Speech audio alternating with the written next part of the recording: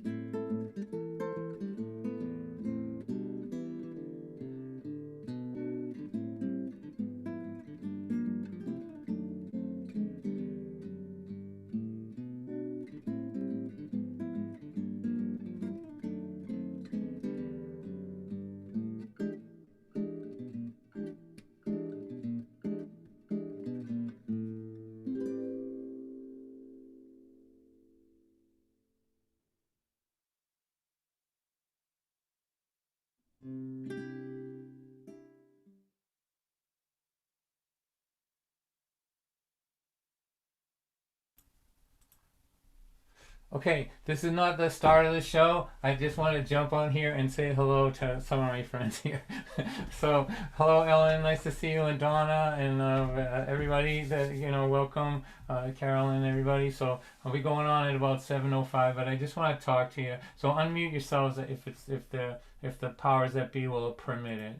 Um, yeah, No, you they should can't. be able to. So, Donna, how are you in Arizona? That's where you're at, right? That's where I'm at. I'm just fine. Very good. I'm glad to see that you look well and everybody's healthy around you. Yeah, yeah, Everyone's good. yeah. Good, good. It's so nice to see you. It's really good. And Ellen, nice to see you too, right? So Thanks. I see you. Whenever I see you, my eyes won't let me not see you the way I remember you from in front of my house in 1970. So you should thank me for that because I can't see. I can't. You haven't. That's all. I can only see you that way. Do you know Don't what I see mean? any wrinkles or anything. That's good. Oh, That's a good oh. thing. My wife, people will say to Terry, I haven't seen you since high school and you haven't changed. And she will say to them, thank you. That's very sweet of you, but I have mirrors.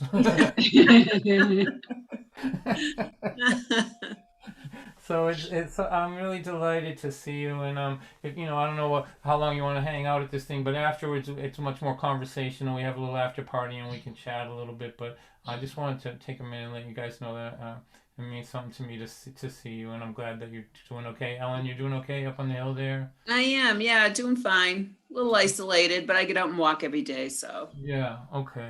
Well, good. So when real estate people describe our house, they call it Lower Pine Hill. This is Yeah. this is a it's hilarious. But, like Lower Pine Hill, where all the sewage drains down to. I've never heard of Moulton Street being Lower Pine Hill.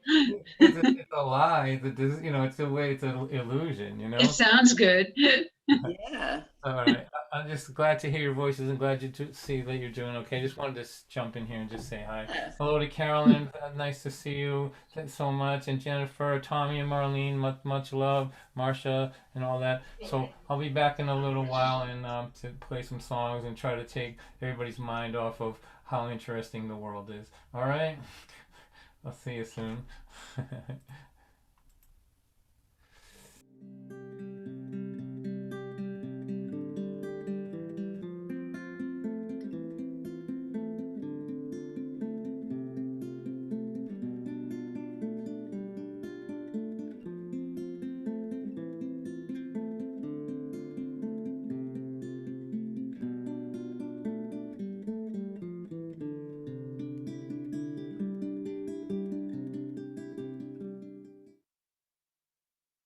Hello, everyone. As you just heard Don say, the show will be getting started in just a few more moments at about 7:05.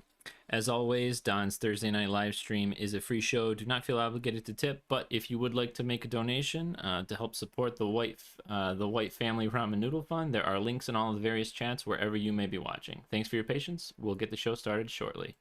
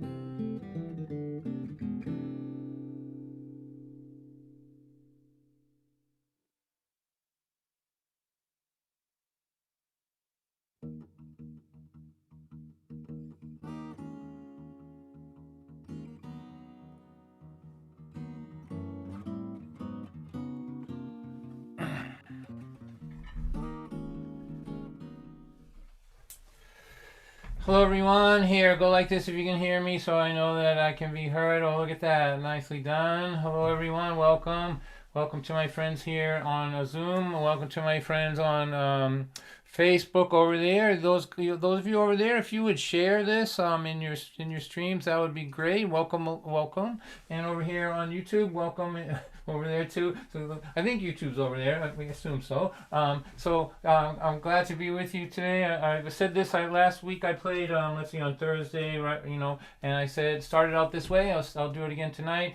I'm just going to do my regular show tonight, but that doesn't mean I don't understand what's happening in the world and I don't feel all the feelings that go along with that. I do, and I am, and I do. I am feeling that and all that, but I just thought that for the most part, this Thursday space can be a respite. It can be a place where we remember what's good about stuff. And so that doesn't mean, that doesn't mean there's not an elephant in the room. There is a gigantic elephant in the room, but we're going to ignore it for at least for a little while and try to recharge our batteries. So if you are new to this thing on the Zoom side here, we want to teach you something, and that is, as far as I'm concerned, the reason I like Zoom is because that I can unmute people and have some interaction, hear some laughter and some applause. So we want to see how many people we can get to unmute. So in order to be unmuted,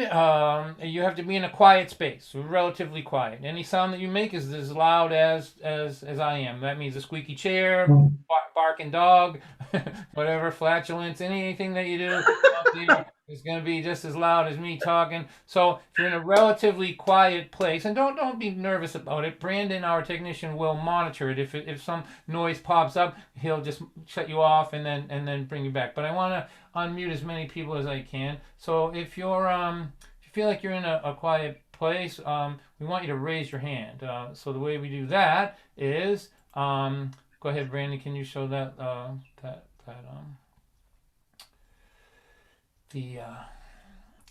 there it is right there. So sorry, my bad.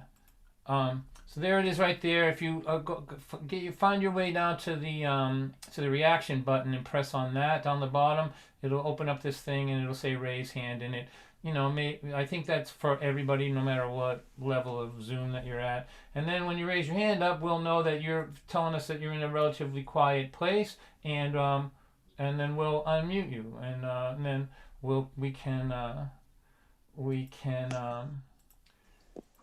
can hear something. So right now we have 1, 2, 3, 4, but we need to get some more people unmuted. So let's see what we can get. There's a couple more. Sarah's from California. So while people are deciding to unmute, can they unmute themselves, Brandon? Is that working for them today?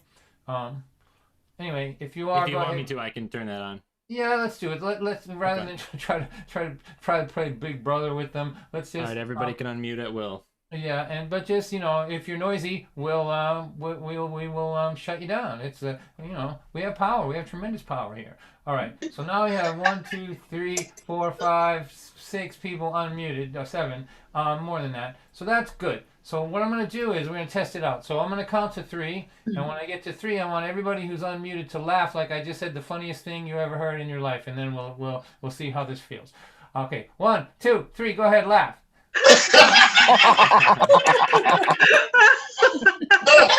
That feels good.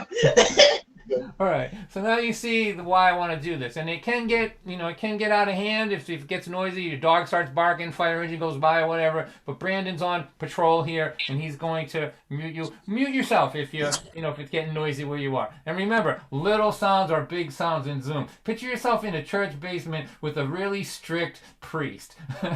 All you Catholics out there, you know what I'm talking about. So you pop open a bag of chips and it causes a little trouble, right? So that's the way we're gonna do it. So I'm going to start the show now, and we'll see where it goes. Thank you for being here. We have an after party afterwards, which we have some nice special guests popping in, and we go around the circle if you want to stay for that. But you're welcome. Let me just go through, before I start playing, I just want to figure how many states are represented here. Arizona, California, Massachusetts, looks like Kentucky, New Mexico, Michigan. Michigan, the Upper Peninsula of Michigan, which is like another country, really, and Let's see what else we got. I don't know who else, but welcome. It's an international group here tonight. Nebraska's in the house.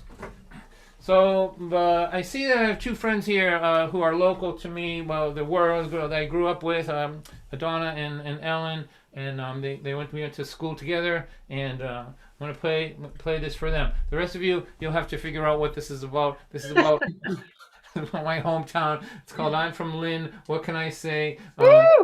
The song that I wrote in the 70s, which I've been trying to get rid of ever since, but I can't get rid of this stupid thing. So here we go. And if you want, we can have Donna and Ellen translate all the terms in it. You know, we're going to need to know what Barry Park is and some other stuff. But here we go. Thank you for being here.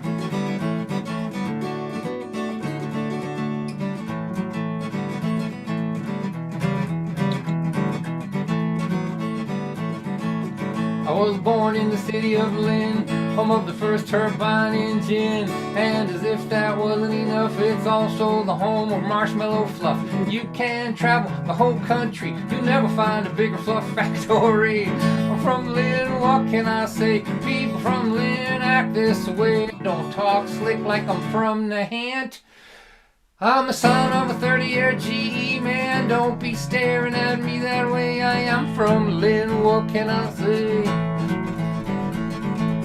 I used to hang around at Barry Park.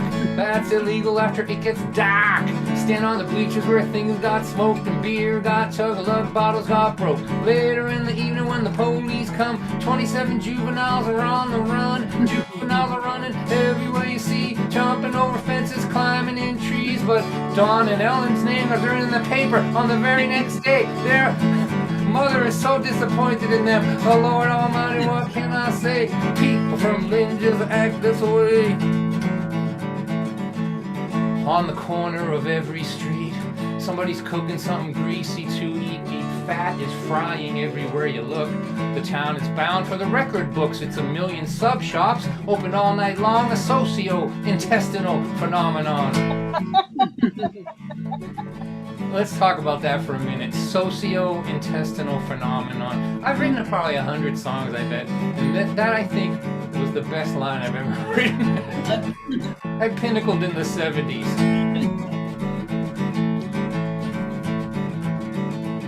I'm from Lynn, what can I say? People from Lynn eat this way. There's no room in my stomach for French cuisine. Give me a bag of cheese curls and a submarine. Julia Child, get out of my way. I'm from Lynn, what can I say? That's how you know when a song's been around too long, when it actually has dead people in it.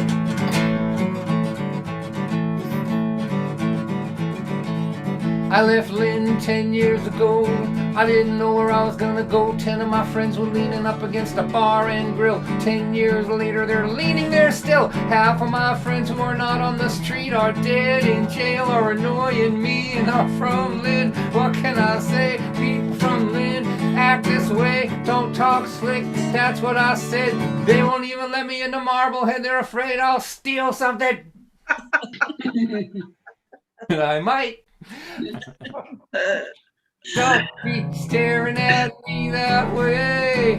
I'm from Lynn, what can I say? Woo! Woo!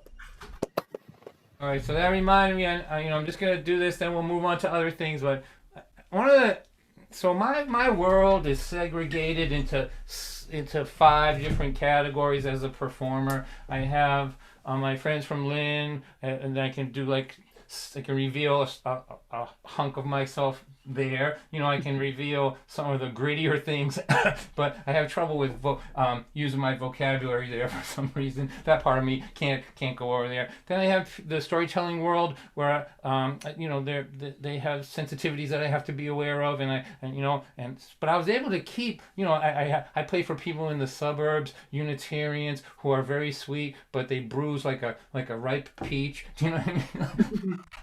Like when I look at a room full of Unitarians, I just see overripe fruit, and I'm afraid if I touch them, juice will come out. You know what I mean? I have to be careful with them. And then I have people who have different political views than me. Then I have to, it's all of that. So before COVID, that was all separated. I could take my plan of what part of me, how much of me is okay to reveal in this situation, and do that.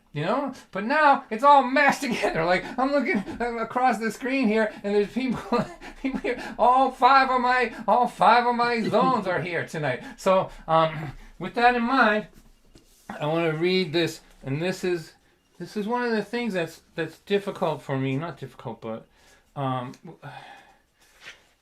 it's I don't know. Like, most people didn't grow up like me and Donna and Ellen. They grew up in a civilized place, right? And I don't know. I don't know if I can find this here. I'll just talk while I'm looking for this. I just thought of it. I'm gonna read a little piece about Kenny's bar. Do you, Donna and Ellen? Do you remember Kenny's? Anybody? Where was Kenny's? Kenny's was in McDonough Square. Oh, yeah. Oh, yeah. On Okay. the corner of Nelson Street, right? Right. Yep. So Kenny's was like that section. Like, people wouldn't believe this, right? If you one time my brother and I decided we were going to have a drink in every bar from the White Eagle, which was on one end of McDonough Square, just see, right? We were like we had alcohol poisoning before we had got 2 blocks, right? There was like 3 bars down there, the White Eagle, the 595. Then there were McDonough Square had 6 or 7 of them, interspersed with liquor stores and all that, right? We're not talking about the fancy bars. We're talking about the down and dirty hardcore. Barney, was this a place you had to wipe your feet on the way out? Wow. That paints a pretty picture. Well, you had a lot of GE workers. They had to go somewhere. That's right. And they had, like, you couldn't see in them. Do you remember that? Like, you couldn't, like, they had No outdoor patios. they had that big thick glass, like you couldn't, like, they were like underground, right? All right, here we go. So here, and for those of you that lived normal lives and civilized lives, and forgive me for doing this, really. The one reason why I wouldn't do this, like in the suburbs, is that people worry about me. They like feel bad for the way I was raised, But anyway, I just want to do this for you guys because I'm so happy to see you, and then we'll move on to more more global things. This is called The Neighborhood Bar. This is from my book, Memoirs of a C Student. Kenny's was a neighborhood bar located at the corner of Nelson Street and Western Avenue in Lynn, Massachusetts. Not unlike most of the other corner bars of the time, there had not been a tremendous amount of thought or expense committed to the decor. Kenny's was going for that early 60s, no frills, if that's my wife, tell her I just left, dive bar feel.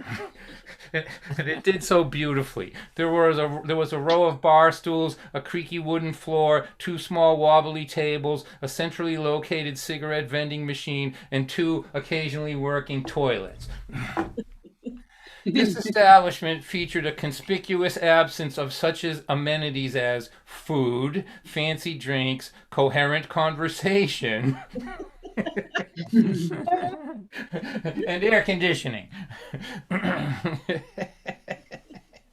Within these walls, the primary activity was alcohol consumption of the shot and beer chaser variety. If you stood on the sidewalk in front of the building and looked to your left and to your right, you would see 7 other bar rooms and 2 liquor stores. It was as if this section of Western Avenue, from McDonough Square to Market Square, had been zoned by the city for the development and subsequent maintenance of the local alcoholic constituency. In addition to their common disregard for interior decorations, bars like Kenny's are deliberately designed to keep out sunlight and the eyes of people passing by. They are windowless caverns. When you enter and the door closes behind you, you feel subterranean. In midsummer, however, the absence of windows and air conditioning sometimes forces the troglodyte patrons to leave the front door open. And so it was on this July day in 1973 that the door to Kenny's Corner Bar was held open by a metal frame bar stool with a torn red plastic seat. Standing across the street in the sunlight and looking into this place, I felt like I had discovered a portal into a secret dark dimension, an underground alternate universe, or perhaps even the netherworld itself. These three shadowy figures huddled together at the end of the bar that was furthest from the toxic sunlight. As I watched, one of them turned toward the light and walked out into the West Lynn afternoon. It was like seeing a raccoon in the middle of the day. He stood there for a minute with what can only be described as a crazed look in his eye, perhaps the result of a vitamin D deficiency. Then he picked up the bar stool. With one hand and threw it into the middle of the street, where it crashed against the front passenger door of a brown station wagon with a woman and 3 horrified children inside. The rabid raccoon turned around, walked back into the bar, and as the door closed behind him, he presumably sat down and ordered a shot and a beer. Ta-da!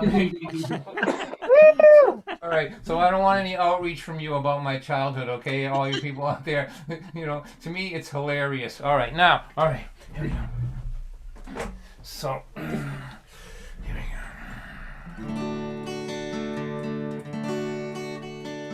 I want to just send my thoughts out to you all in the hopes that you're all doing okay. There's a lot of stress on everybody these days. So I hope you're all doing okay, and thanks for being here.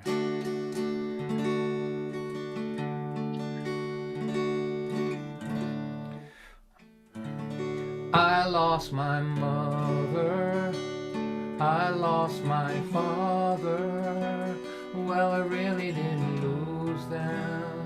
I know exactly where they both are. It's not like they went for a walk, took a wrong turn and both got lost. It just hurts less to say I lost them than to say they're dead. Betty May is 82. She's having more fun than me and you. All she wants to do is laugh and sing. She's the biggest flirt I ever seen.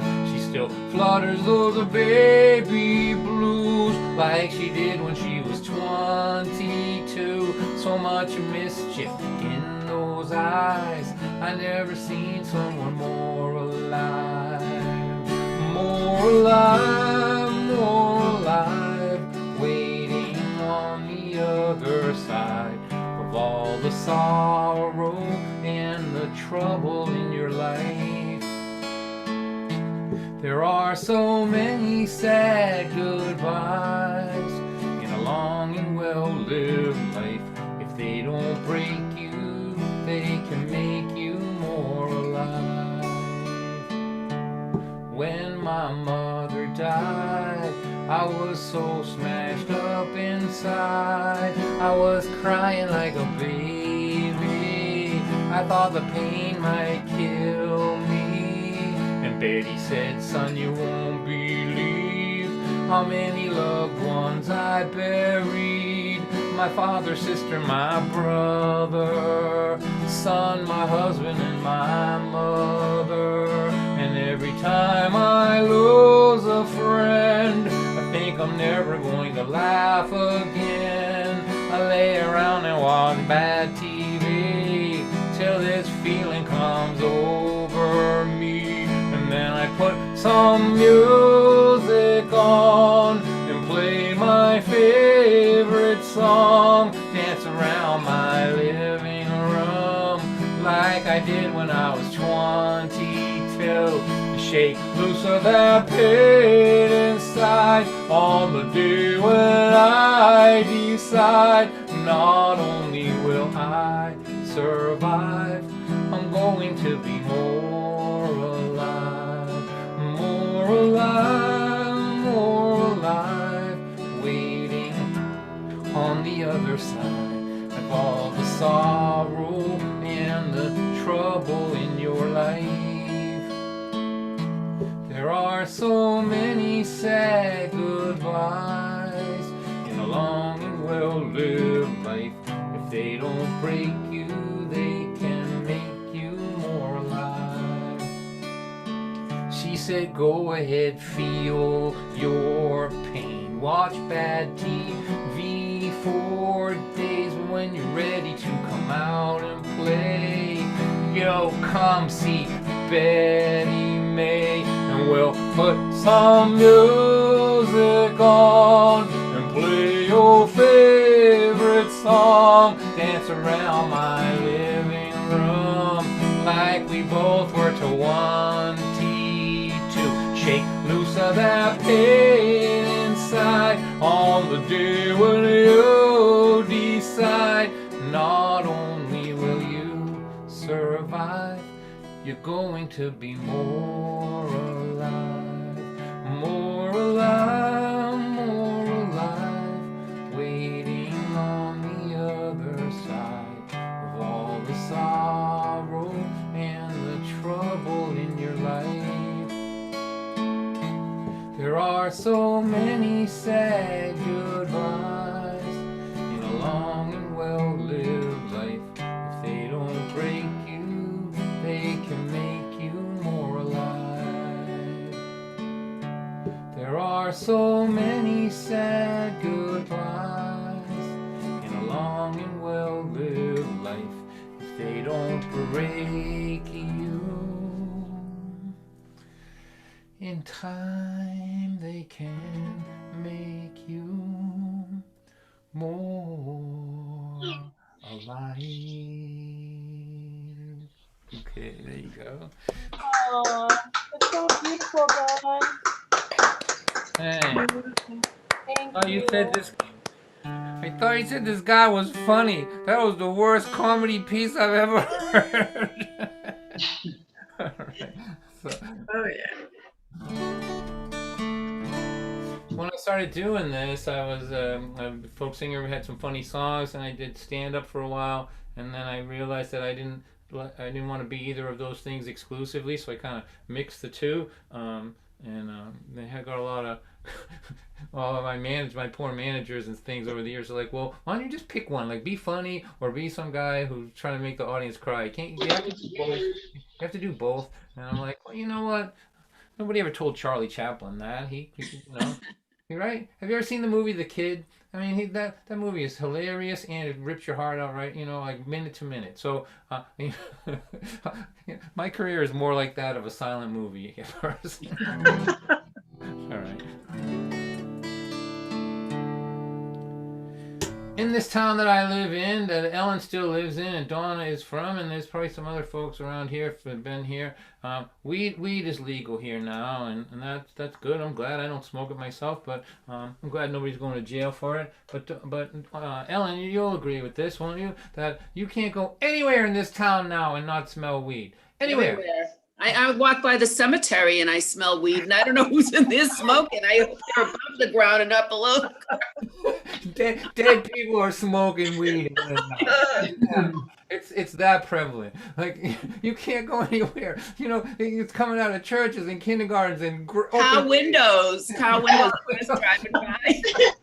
You pull up to an intersection and there's 3 other cars there and smoke is just pouring out of them all. You're like, go ahead. You're like, go ahead. And they're like, no, man, you go ahead. And my walking friend says, is that a skunk? And I'm like, yeah, it's a skunk. It's a skunk.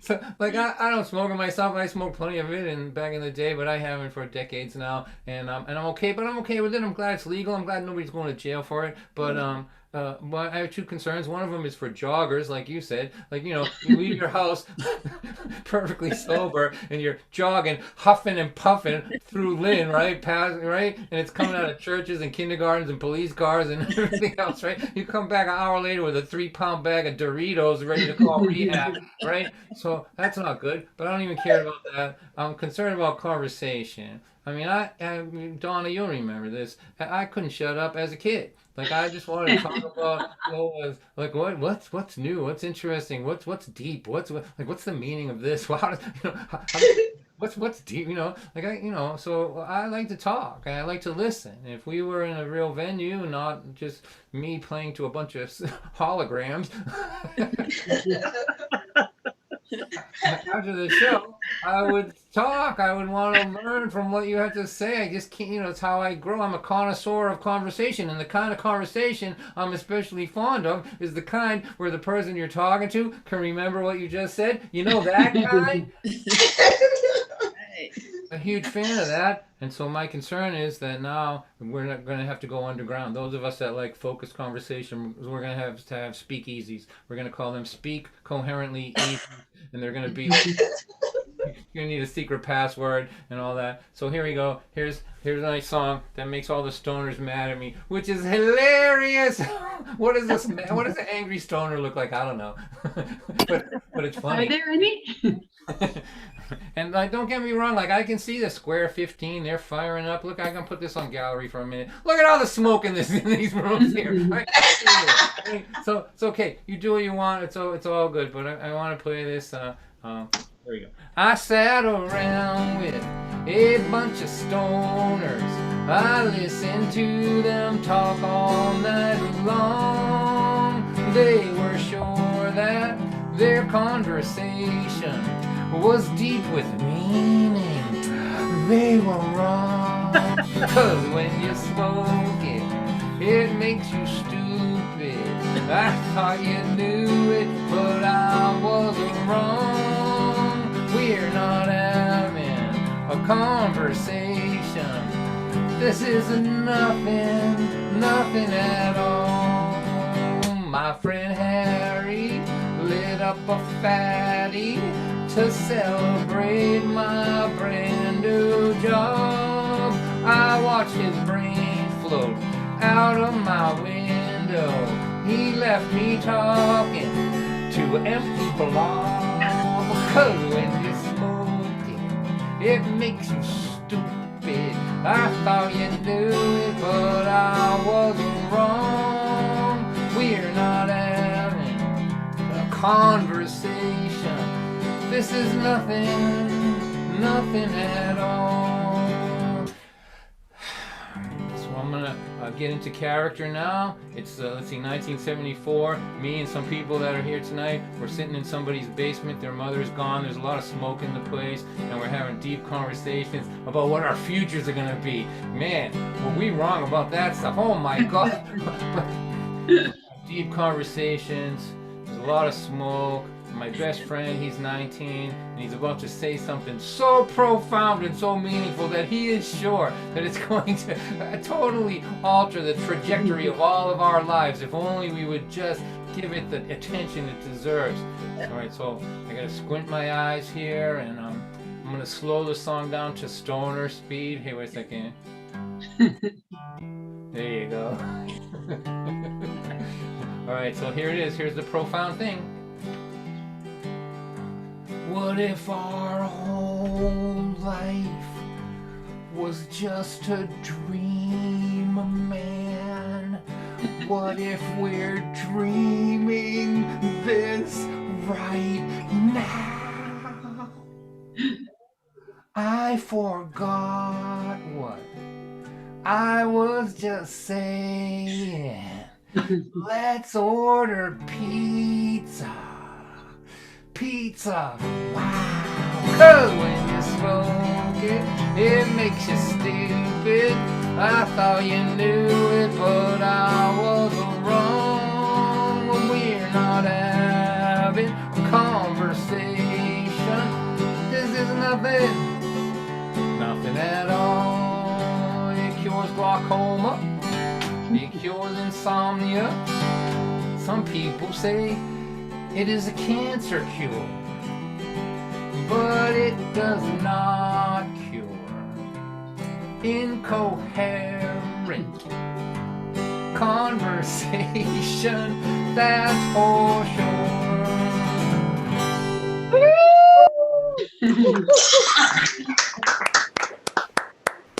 All right, so here I'm gonna do. You're welcome. That voice that you heard is My friend from California, Sarah. She comes every week and she teaches everybody how to be a good Zoom audience member. And what do? You yell something nice out in between songs. Not during the songs, we have learned the hard way. Not something not nice, because we have tremendous power here. See this right here? Muted. See ya. Okay, now, I'm going to read something from my new book. Now, I swore I would never write another book. I swore I would never do it. The last book almost killed me. I was too stupid to know how hard it was to write a book until I was too much invested in it to do it, to back out. Here. I don't know if anyone here has ever written a book, right? But after 2.5 years of writing, with my spare time, it wasn't, I only had a couple hours a day. So 2.5 years, I learned so much about writing that I went and rewrote everything. So, and I started thinking, this is a recipe for never finishing this book, right? If every 2.5 years I'm going to learn so much, I'm going to have to rewrite it. So I swore I'd never do it, but I'm doing it now, and I'm at the point now where I can't wait to get out of bed and do it. So it took a long time for me to get here because I have a tortured relationship with writing. It's my first love, my first girlfriend. It's like I used to skip school and write. Like, how weird is that? I used to skip school and write and read Sid Author and stuff like that, right? And then I had nobody, virtually nobody, almost nobody, to talk to about it. If I talked about what I was learning and my vocabulary and my love of literature, my friends would just punch me in the head or walk away from me or call me names. Or I would become a victim. My love of writing and words and literature was a liability for me in my life. So I learned how to speak whatever language there was being spoken wherever I was. It was one of my survival skills. I'm going to read something to you from this new book. I had read this once before, but I went and retooled it. So here's the idea of this. You have to know. So I was trying to figure out how to say a bunch of things that I've learned without being preachy and pontificating, which is a big challenge for me, actually. And as you well know, all of you. So I created a scenario where I could do it and have fun with it. So this takes place it's a dream sequence. So it's in my kitchen of my house on Abbott Street with a fluorescent light with the ceiling tiles started out white, but from my parents smoking in there, they were all brown my whole youth, right? So brown cigarette stained ceiling tiles, fluorescent light, red floor, and I'm sitting across from a young person that I think is me when I'm a kid. But it's not. So what I'm going to do is a dialogue. So when I'm speaking, I'm going to be this way, and when he's speaking, it's going to be that way. All right? So I don't have to say he said, she said. All right, so here it is. Me. What am I doing back here? And who are you? Are you me at 17? How cliche. No, you big dope. Blue eyes, blonde hair. This is going to be a colossal waste of time if you can't pay attention to what's happening. You are right, though. A dream sequence taking place in your childhood kitchen with your 17-year-old self would be the kind of movie we would both click away from as soon as we became aware of the pedestrian premise. I am your grandson's grandson. The eyes and hair are because your progeny kept mating with non-Mediterraneans until all the brown eyes and curly dark Greek hair was completely washed out of your bloodline. Sorry. Great. So what do you want, Blondie? Are you here to tell me how horrible the future is? Whoever thought up this storyline in this dream has got to get off the weed. This reeks of one of those stoner ideas that sounds brilliant at 4 a.m. but has to slink back into dumb idea land when illuminated by the sober light of day. Now I know where my family's attitude problem comes from. Look, old man, I'm the age you were when you left this kitchen to become whatever it is you became. You saw the world a certain way when you left. You learned a bunch of stuff in the following decades that changed your view on some of if not all of those things. I'm here to ask you to tell me from the great lofty perch of cantankerous old mandom what priceless pearls of wisdom you wish some ornery old goat had imparted to you when you were my age.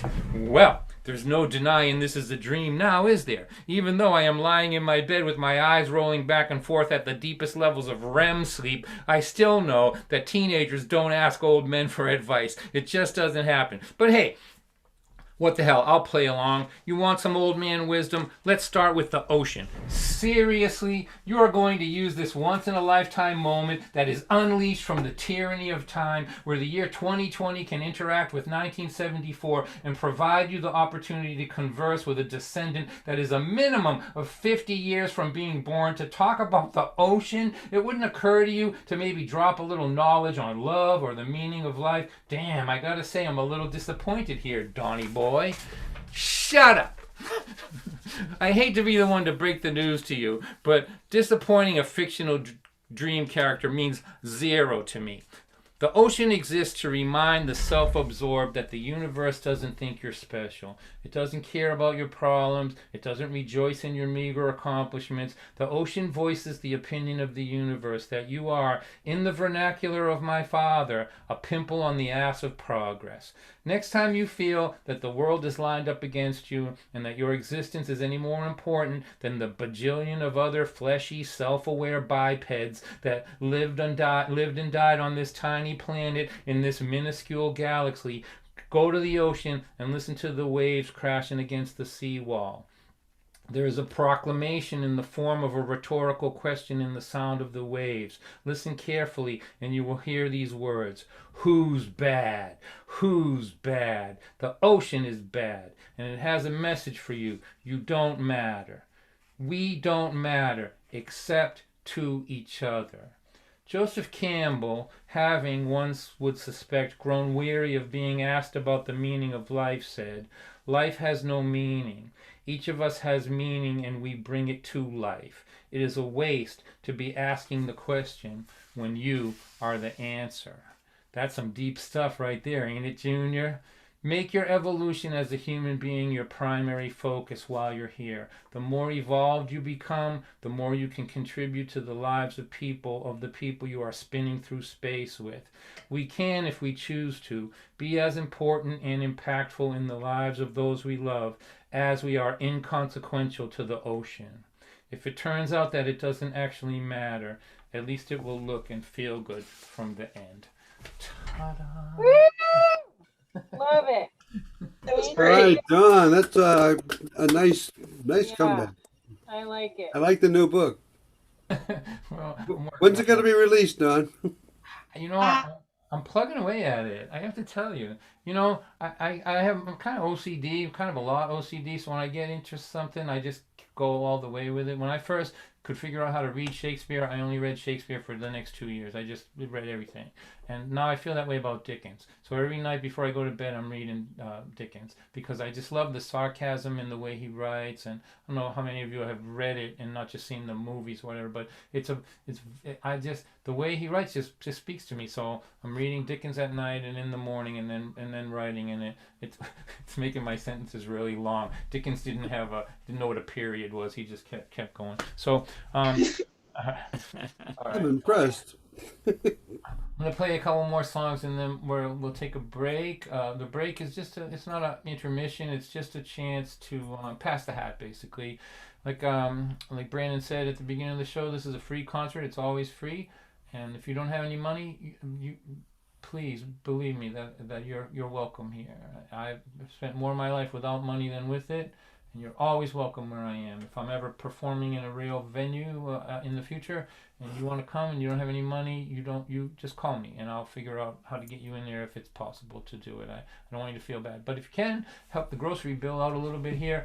We have PayPal and Venmo for for people who aren't my age. And then for those of you that are my age who can't figure out, like I have this image of my friends trying to figure out how to use PayPal and Venmo. They're taking $1 and folding it up and trying to figure out how to stick it in this computer. Like, how does it go? There's a hole in the back. Maybe it goes in there.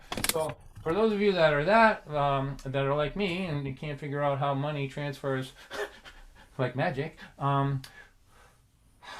we have this thing that we do. You take out your feather quill pen, and you dip it into some ink that you made by boiling berries that you gathered from your farm, and then you write out a promissory note on a piece of parchment, and you fold it up and you hand it to the Pony Express. And they put a stamp on it, and they will deliver it to my house. So what I'm saying is, you can mail me a check and just relax. So I'm gonna sing this song. This is my wife's favorite song of mine. I've been with my wife for a long time, 42 years. Oh. Oh, Yeah, and fortunately during COVID we have a two-story house, so we can stay away. We can keep a floor between us, so I'm pretty good. But we get along good, and this is one that she likes, and I wanna send it out to everybody who either themselves is having some down days or know somebody that's having some issues out there. This is called The Painter. I hope you like it. In this portrait of sadness in the big gallery, there is a man in the foreground in such misery, but the horizon behind him is vibrant and bright.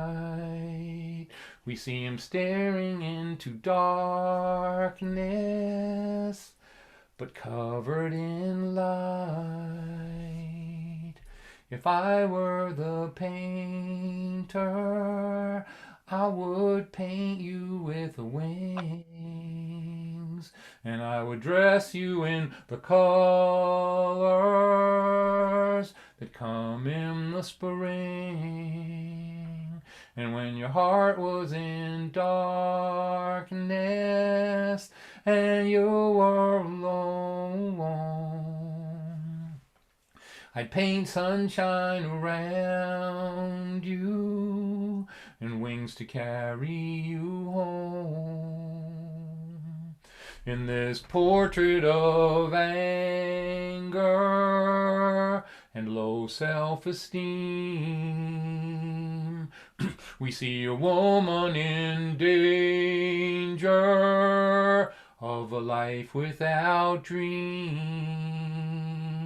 As I stare at her shoulders, Lord, all I can see is this a mountain of a burden where wings ought to be.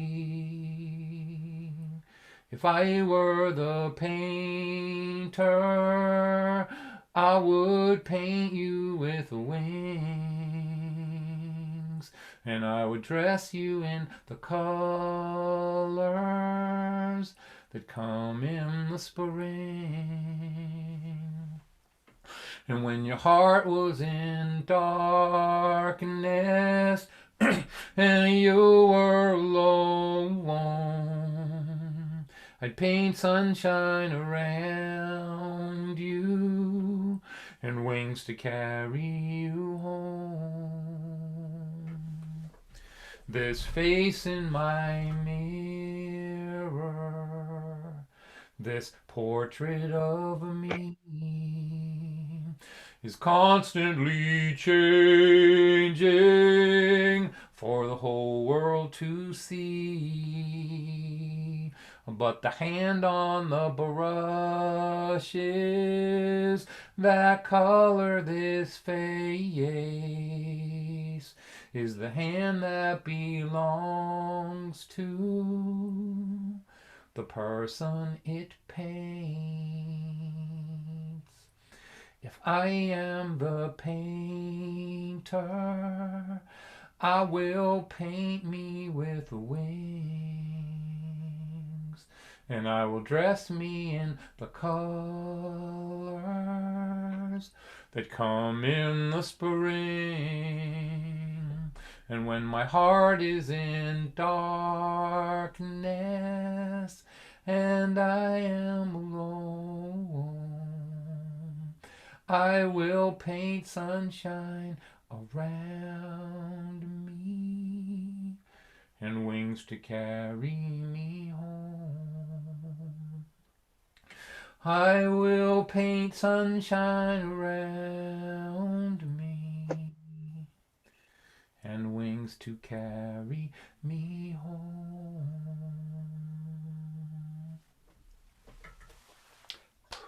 Beautiful, Don. Love that song. Love that song. Thank you, Neil. That's my friend Neil Braverman, one of the great human beings on earth. He's here tonight. All right, so if you know somebody that's not doing well, give them a call. That's my advice to you. You know, I call my friends that I know have alcohol problems or they're alone for whatever reason. They weren't doing good before COVID. And when I'm done on the phone with them, I feel sometimes like I'm the first person they talk to in a month. So the humble telephone is a good tool these days for doing, you know, for reaching out to people who, you know, who need it. Who, you know, a little bit goes a long way. So thank you for that. Let me do one more tune, and then we'll take the break there and be back afterwards. If you want to hear something, you know, if you want me to do something for you after the break, throw it in the chat, and if I can get to it, I'm happy to. And tonight we have three folks in the after party. If you want to hang around, and the after party is a way for us to talk a little bit and for me to introduce you to people that I like a lot, and for us to simulate the community that we lost after we had to get isolated. All right. Speaking of that.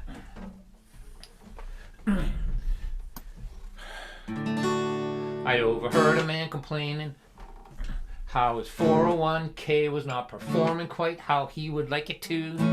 As he sipped his double latte and continued to complain, I thought about that day in 1982. We were living in the shack with the outhouse in the back. If I'm not mistaken, you were pregnant too. But we thought it might be funny to count up all of our money and discuss the investing we could do.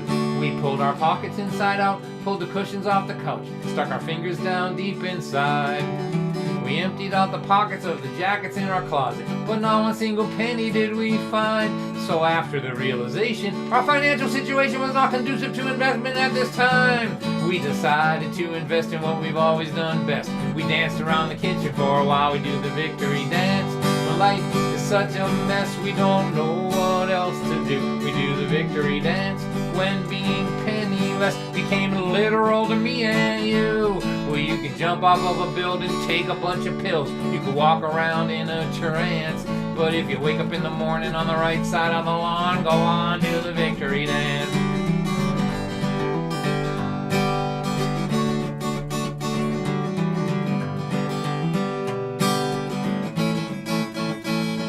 I got fired from a job I have been working at for 20 years faithfully. Oh dear, oh God, oh my, how will I ever survive without a corporation taking care of me? I was so stressed out for weeks, I couldn't eat, I couldn't sleep. I didn't think that things would ever turn my way. And then a couple months went by, I began to realize I really hated working at that place. So I started working for myself, improved my mental health. Now I'm happier than I've ever been before. Oh dear, oh my, oh God, I should have quit that stupid job 19 years ago. I do the victory dance when my life forces me to go out on my own. And then I just declare victory and I march my army home. There are things you can't control, things you'll never know. Some things are always left to chance. If you're a clerk or you're a farmer, work from home in your pajamas, do the victory dance.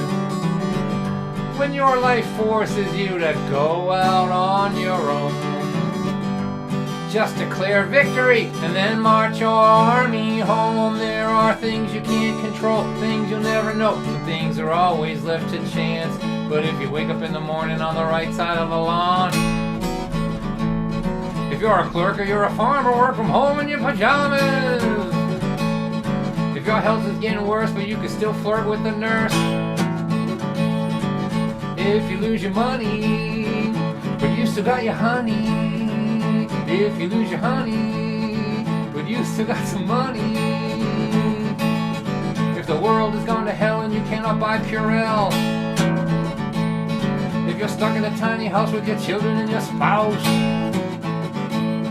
And you wonder, they canceled all your shows and you got nowhere to go. Now you're sitting in your room playing concerts on Zoom. What? You wonder what it means to play songs to a computer screen. Across the top are little squares, and all your friends are trapped inside of there. And you say to your friends who are trapped in the squares, give me a sign, let me know you're all okay in there. Someone just held up a sign that said, save me. If you lose your money, but you still got your honey. If you lose your honey, but you still got some money. If you find it hard to cope cause your kids are all on dope, don't surrender yet, try not to forget. In this game of life we're in this game of life we're in this game of life that we are in. If you don't die, you win. All right, Don. That was great. Awesome. All right, this is just not an intermission. It's just a 3-minute break. Enough time to pass the hat for me to splash some water on my face. Thank you all for being here. Thank you, those of you on YouTube. Wait a second. On YouTube over here, thank you, everyone that's playing along. And those of you on Facebook over here, so nice to see you. I know you're watching cat videos while you're watching me play, but I'm okay with that. I don't take it personally. I love you all. I'll be back in just a couple minutes. All right. You know, I'm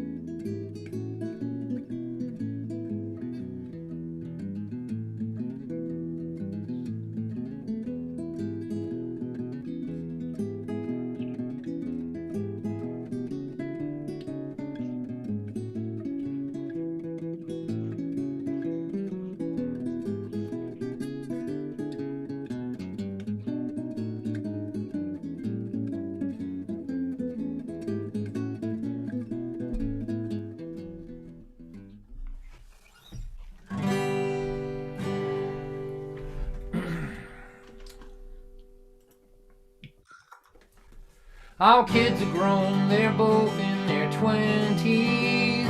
They live at home, they are never gonna leave. And why should they go? They've got it good here, you know. Their food, their phone, their rent is free. They would have to be out of their minds to leave. But I was thinking, what if things were different? You know, living here at home with you and me. What if we decided we could act like they both did when they were in their teens? So wake up, mama, climb out of this window.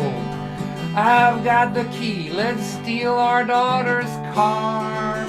We will both get really drunk, or we'll put a big dent in her trunk, and we'll drive real fast down the thoroughfare. If we get a speeding ticket, hey, we won't care. We'll be the ones up all night acting wild. They'll be the ones up all night worrying. Wake up, mama, climb out of this window.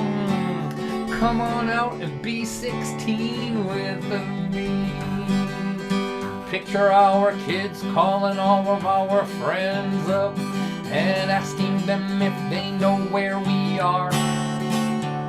Of course, all our friends will lie and say they ain't seen us all night, but we'll be standing right beside them while they're on the phone, smoking and drinking and carrying on. And when we come strolling home on Sunday morning, you know, around 10 o'clock while the neighbors walk to church, our kids will ask us where we've been, and then they'll ask us again, and we will just make up a great big lie and swear that it's the truth until the day we die. And they'll be the ones who are trying to find the truth out, and we'll be the ones who are lying through our teeth. And under pressure we'll confess that we had unprotected sex. Well, that will gross them out so much they might just start to think about moving out.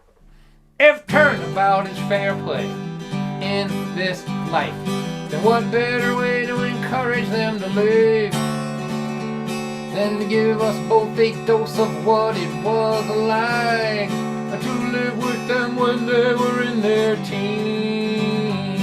So wake up, mama, climb out of this window.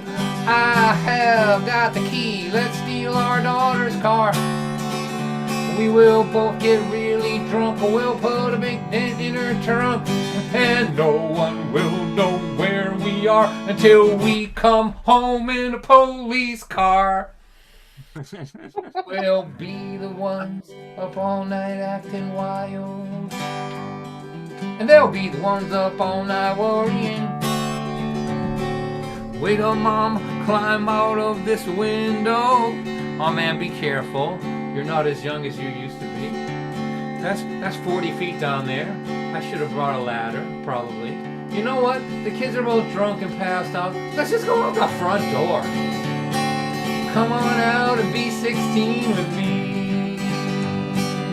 'Cause I remember you when you were 16. You were the most beautiful thing that I had ever seen. So wake up, mama, wake up, mama, wake up, mama, and be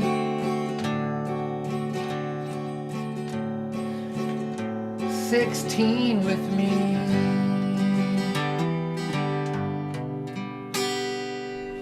You're done. That was awesome. All right, Don. Love it. Love it.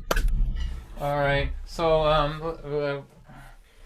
my dad, Larry White, Ellen, I'm not sure if you, Dawn, if you ever met my dad. Maybe back in the day, he was a 40-year at the GE guy. He was a cigarette smoking, whiskey drinking, talk out the side of your mouth, gin rummy playing, 40 years as a rigger and a crane man at the West Lynn Riverworks General Electric, and a manly man. If I ever brought him to a folk concert, especially one where he could get to watch me just singing to a computer screen, his molecules wouldn't hold together. He wouldn't even know what to do with that. Like, he was too, that would have been beyond him. And he never did one thing he was supposed to do in order to live a long time. Not a single thing. He hadn't cracked a sweat since the 50s. He hadn't eaten a vegetable since World War II.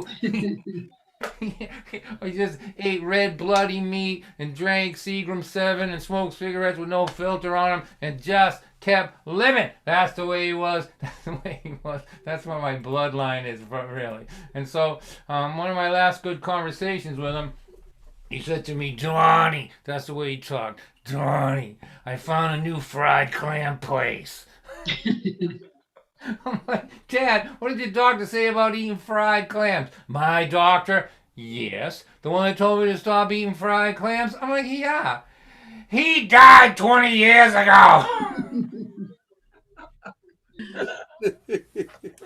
"You want to live to be 82? Come on, we got to go get some deep fried food. What's wrong with you?" And that was my dad, Larry White. He grew up in the 30s and 40s here in Lynn. He was a, I did the math because I'm writing about him now, actually. And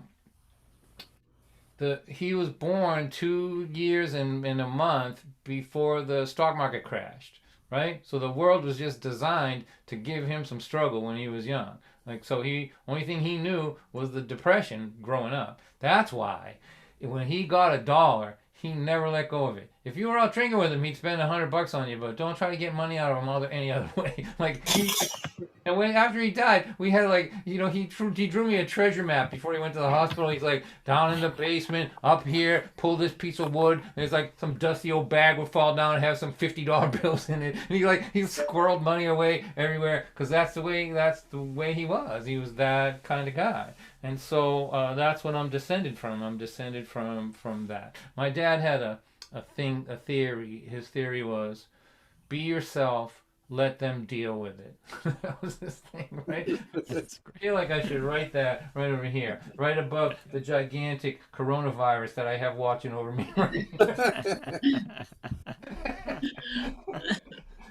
Terry put that up there thinking it was kind of a Grateful Dead thing, but I just think it's a gigantic coronavirus.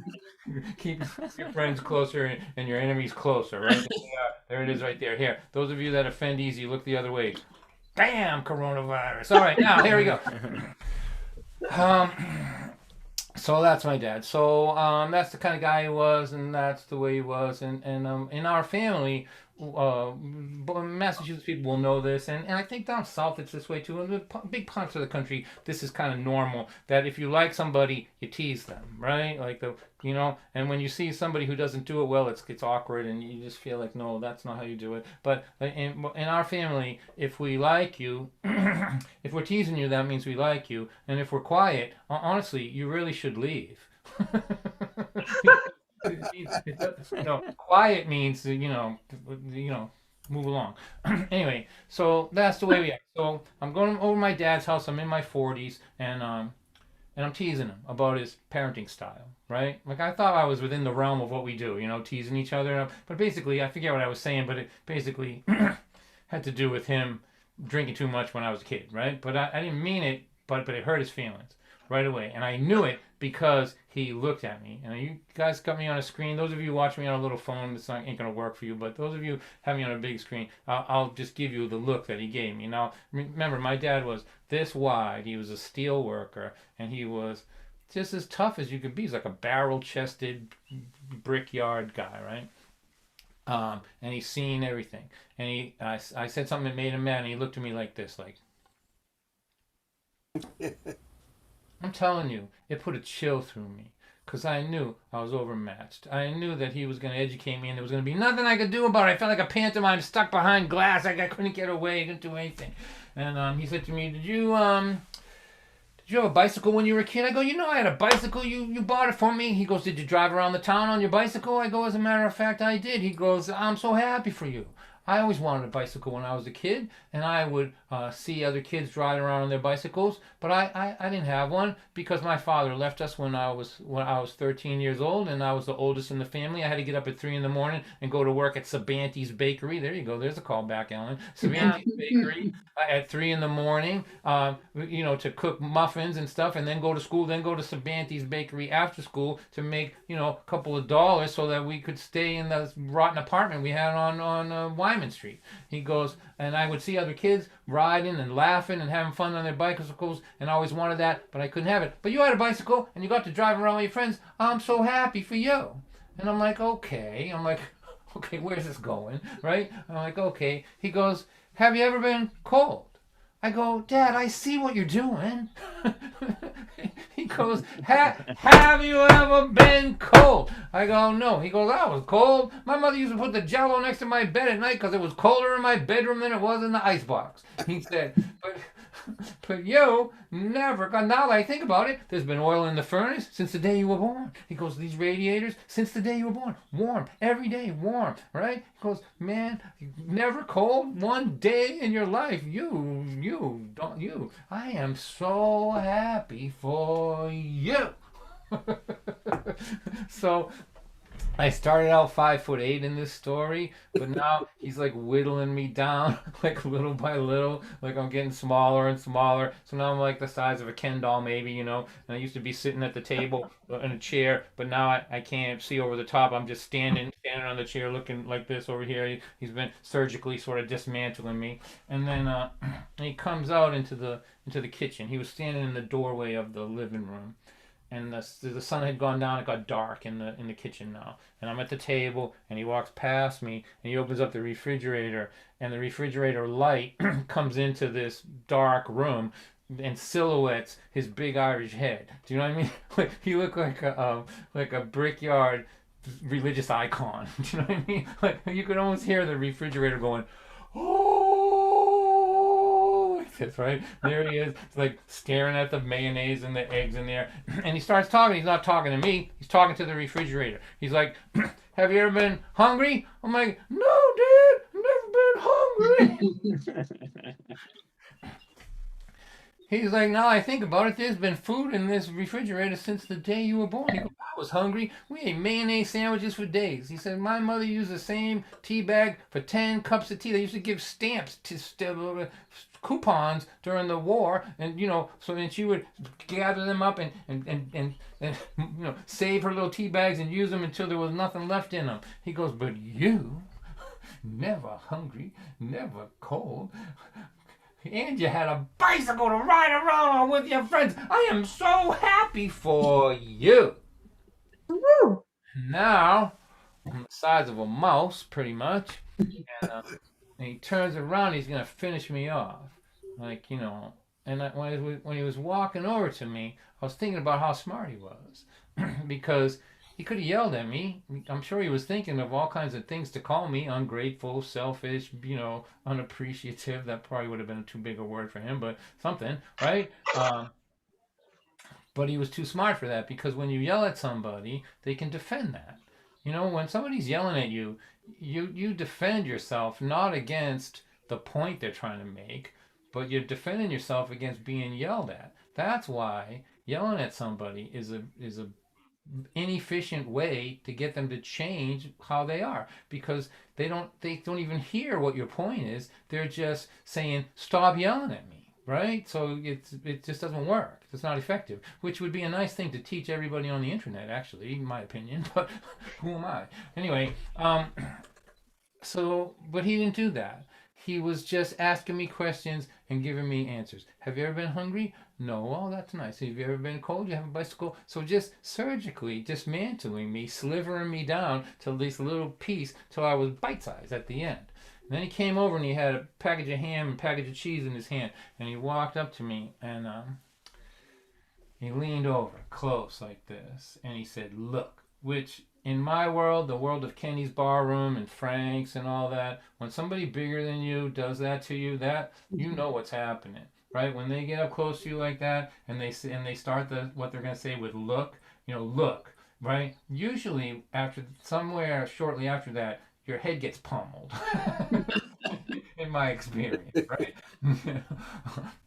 So he was using all of his skills, all of it was like a master class in how to get somebody to never talk to you the way that you just did, right? And he goes, look, you can say whatever you want about me. I'm not afraid of you. I'm into war. I went to war. I worked every day of my life. I came up in the Depression. There's nothing that you can say to me that's going to scare me or intimidate me or make me stop loving you. I'm going to love you no matter what you do. I'm past all of that.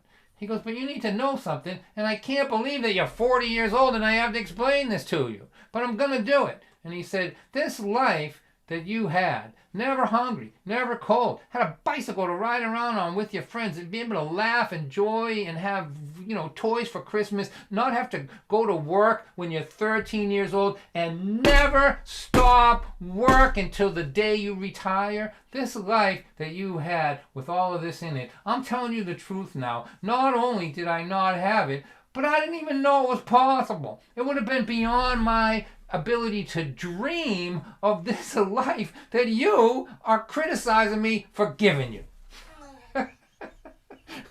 At this point, you need a microscope to find me. Like, honestly, like he's got me down like I'm on like the side. I've been turned to molecular in this process, right? Just down to like a piece of dust. And then he takes the ham and the cheese and he dropped it on the table in front of me. Like the big finale, like the like a mic drop, Larry, right, Sarah, mic drop Larry, and he didn't slam it. That would have been too dramatic. He just dropped it in front of me, and he said, "You look hungry. Make a sandwich." And he walked in the living room. Right? Walked in the living room, sat in his dad chair, the big comfortable chair. He took his remote control and he clicked on, I don't know, Matlock probably at the time, right? Something like that. And he had this big grin on his face thinking to himself, that's how you do that.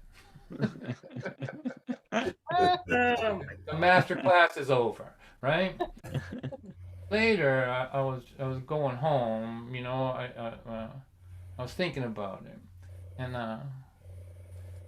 And this is what I was thinking of. I was thinking, if the question is, would you trade childhoods with your parents?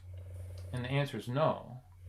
Then maybe, Dawn White, it's time to quit complaining about how they raised you and get in line like they did and do the work that's necessary to make it better for whoever's coming along behind you.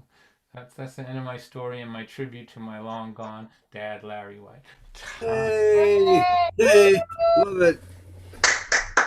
Perfect. I think you were both lucky to have each other in your lives. I love him a lot. He's a good guy. So here, I'll play this song. We'll take another 2-minute break and be back with our guests. The guests tonight are Dan Cloutier. You must know him, Neil, right, Dan? Yes. Yeah. And a new friend of mine, Pamela. I hope I'm getting her last name right. Makala, I think. She's coming to us from Colorado. She's the person recommended to me by Shanna in a dress. And David Tamulevich, our friend, is going to be with us tonight. Hey. So Love we'll be it. back. And so those of you that are new here, the hanging around is just, the after party is just a way to gather and talk and sing some songs and all that. If you're on Facebook or YouTube, thank you for coming.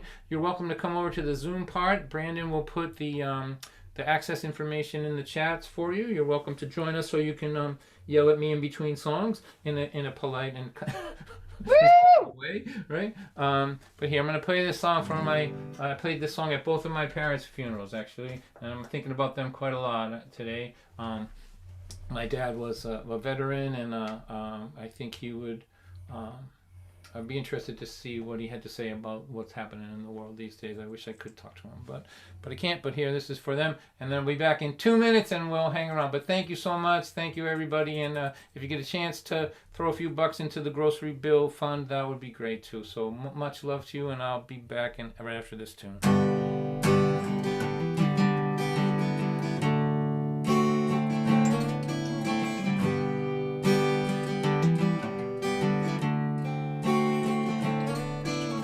All his children knew that he was dying. When he asked them all to gather at his side, he spoke to them about the joyousness of a living, from the perspective of someone about to die. My love for you is what I leave behind me. I see my love in everything you are. When I am gone and you want to find me, believe me, you won't need to look too far. I will be your sense of humor. I'll be your integrity. Each time you find the strength to persevere, right inside that strength is where I'll be.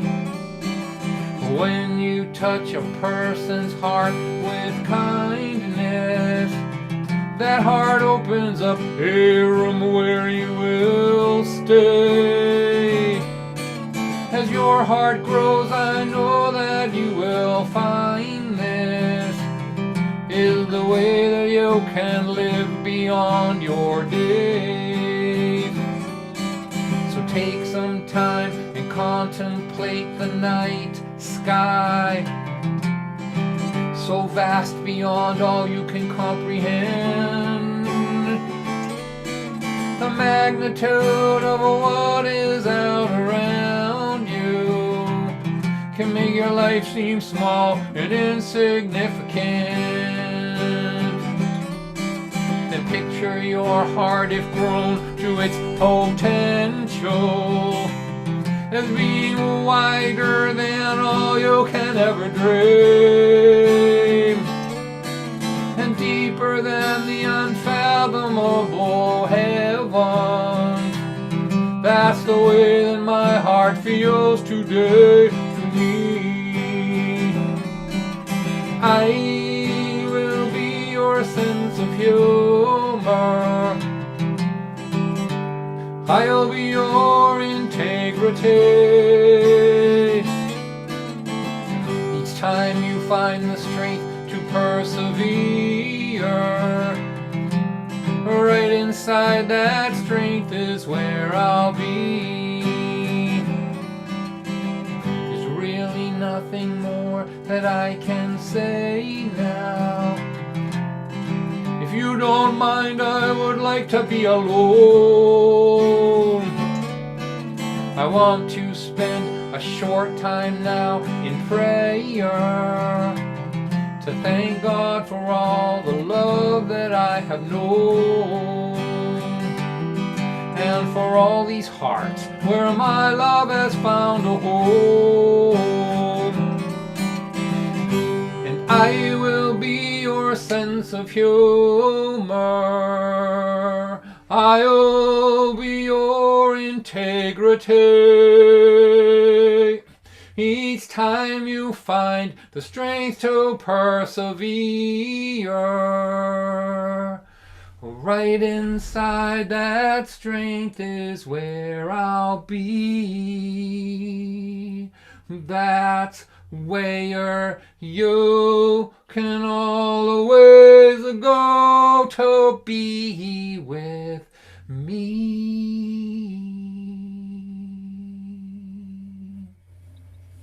Beautiful, Don. Beautiful. Awesome. Thank you. Yay.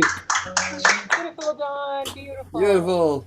Another Thursday night reprieve from the world. My section of it has concluded. You are welcome to stay with us in the after party if you like. But as we say every week, if you have a long drive home, go ahead, get a head start. It's okay. You don't want to miss this party, though. You don't want to miss the party. That's right. I am going to be back in 2 minutes. Again, if you can drop a little something in the grocery bill fund, that's great. But if not, don't worry about it. Much love to you all, and I'll be back in 2 minutes. Thanks, Don.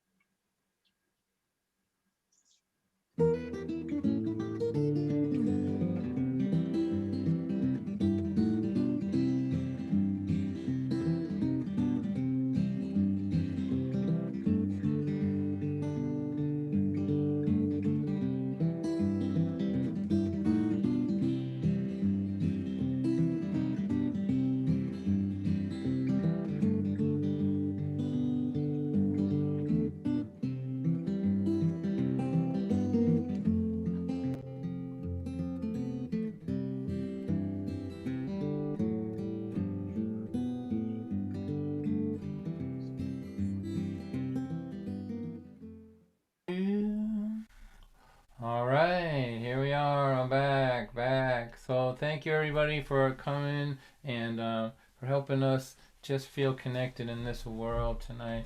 I'm so happy about this part. This thing has really developed, the after party thing. Mostly I'm doing it for myself because I miss my friends, my artist friends, and sometimes we have storytellers and comedians and musicians and all that, and it's just a chance for me to feel connected through technology. So I'm gonna start with my friend Dan, who yeah, I just really like this guy a lot. I always have. He ran an open mic in Framingham at the Amazing Things Art Center for 14 plus years, which is a long time to be listening to open micers. Some people would consider that 14 years in hell, actually, but not me. I don't feel that. And he was such a great host, and he just made everybody feel so good. It just made me, I just had such respect for that, and he called everybody, what was it, hooligans, all the hooligans? All the hooligans, Don, yep. All the hooligans. His name's Dan Cloutier. He's got a family, and he's busy, and we're sort of like pulling him out of semi-retirement here, so I really want you to get to hear him and to get to know somebody that I just think the world of. So unmute yourselves if you want, if you're in a quiet place, and let's give a nice round of applause for my friend Dan Cloutier. Thanks, Don. Thank you so much. Gosh, I think I've known Don for 20 years, or at least I've known who Don is for 20 years. And Don was the thing about Don, guys, is that he's the biggest supporter of all local music, even though he's out there, playing concerts around the country, he comes to these local open mics, and he supports the artists, like if you see somebody new, the thing I love about Don is that, like, a new person will play at an open mic. You can tell it's their first time. They're beginners, and you see in the intermission, Don goes right over to them and encourages them. So, Don's just one of the absolute best at the whole thing.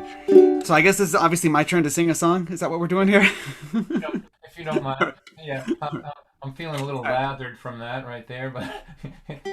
All right. So yeah, go ahead.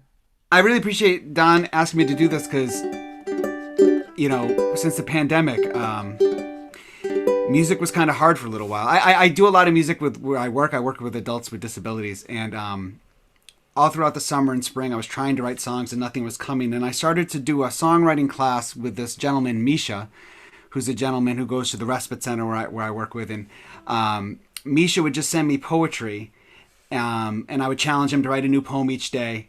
And eventually, the two of us would, once a week, every Friday morning, so we're doing it tomorrow, we started to write songs together, and I would take his words, and then I would add my own words to it. And so this is a brand new song. It's called The Winter Moon, and I hope you like it. Hopefully it's a song of hope during these hard times.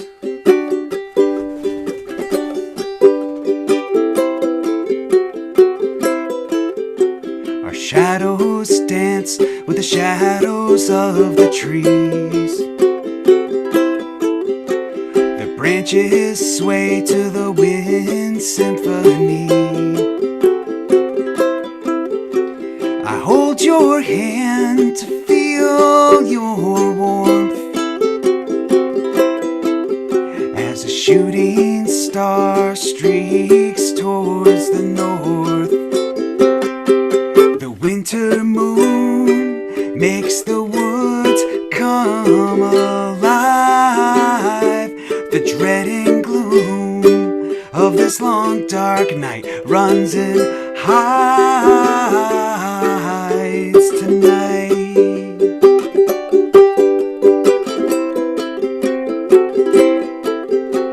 You lean into me, I run my fingers through your hair. I hear your deep sigh, it's been such a long, hard year. But the snow is a mirror, reflected in all the light. The woods all glow, shining beautiful, golden bright. 'Cause the winter moon makes the woods come alive. The dread and gloom of this long dark night runs in hides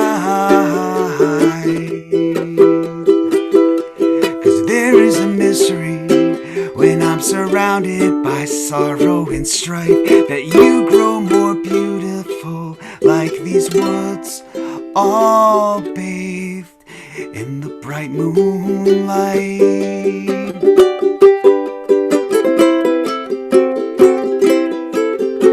Orion the hunter greets us like a long lost friend. I see there's hope in your eyes that someday this world will mend. The 3 stars in its belt tonight will guide us home. With all the beauty surrounding us, we never are alone. 'Cause the winter moon makes the woods come alive. The dread and gloom of this long hard year, it runs in highs. The winter moon makes the woods come alive. The dread and gloom of this long hard year runs and hides tonight.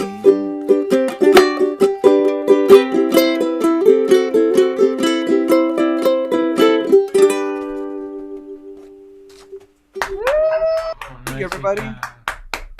Brandon song. Thank you to Misha, my friend Misha from the Respite Centers. I think pretty sure he's watching on YouTube or Facebook right now too. So hi, Misha. Let's hear it again for Dan. That was Dan. Thank you. Appreciate you. So one thing I love about this, and my friends from way back will know this, is that I was so happy to find the folk community where I could just relax and be with people that weren't afraid to show their hearts and to put positive energy into the world. When you come from a place where that's a vulnerability, it just felt like coming home to find people like Dan and all these other folks who just positivity and hopefulness just sort of falls off of them. It was such an alien thing to me. My world was so cynical and beat down, and so it's a great joy to me to be friends with all these people. So thank you, Dan. We're gonna go around at least one more time, so you'll hang around, right, buddy? You got it, man. All right. So now I want to introduce my new friend, and I'm gonna ask her to pronounce her last name. I think I have it right, but this is so we did a New Year's Eve show with Christine Lavin. Christine Lavin and I did one, and it was one of the things that I learned from her, and is that it's important to showcase people coming up. It's hard, when nobody knows who you are, and if somebody up the food chain, puts a good word out for you, it helps a lot. So we asked our 2 guests to tell us who we should know about. And Shanna in a dress, it was the first one, and she's somebody that we've all grown to love here in our community. And she said that Pamela was the greatest secret that there was out there. She's coming to us from Colorado. Let me take a stab at your last name, and you tell me if I'm doing it right. Makala, is that it? Makala. Makala. I'm sorry. Like mockingbird. That's okay. Yeah. I get all kinds of variations. Makala. All right. It sounds Greek, actually. It sounds like something my grandfather would have yelled at me. My Greek grandfather. It's actually Polish, and originally the L had a little backslash. In Polish, it's Makawa. Oh, So for nice. some reason, when my dad came to the U.S., he decided the pronunciation was going to be Makala and not what it actually would have been closer to the original Polish, Makawa. Yeah. Makala would have been closer, but That's an That's how it excellent name. Like maybe when you get really famous, you can be like Madonna, drop the Pamela, and just call yourself Makala. So I'm delighted to meet you. Shanna is beloved with us here in our Thursday world. I mean, she's a legend now with us. So she was really adamant about how we should know about you. So thank you for coming. Would you play a song for us? I would love to, and thank you so much for having me today. It's been a long, hard year, like Dan just said in that beautiful song. And prior to March of 2020, I was performing full-time, gigging at breweries and cideries and bars and restaurants all around the Front Range here in Colorado. And so it's really lovely to get to hop on a Zoom show and see your faces and be here in community and get to do this. I think it's a lot nicer having the Zoom, context where you can see actual humans and their faces, unlike all the other streaming platforms. So Right, and hear them too in this one. Like we exactly. encourage them to make noise. We sometimes we have to disencourage them, mostly. But yeah, well, things are gonna get better. So what do you got for us? I just put out a new album in October. It's called Something Simple, and this is one of the tunes from that album. It's called Cardboard Cutout.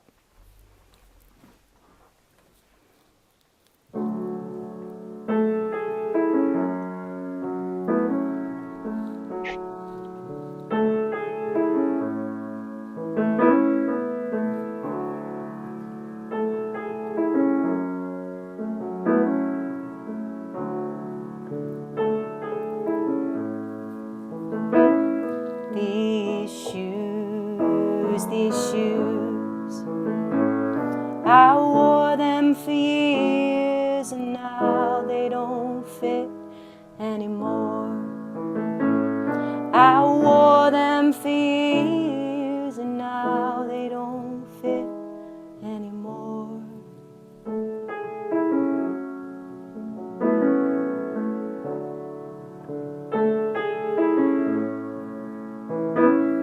These arms, they held you for years and now they don't hold you no more. They held you for years and now they don't hold anymore.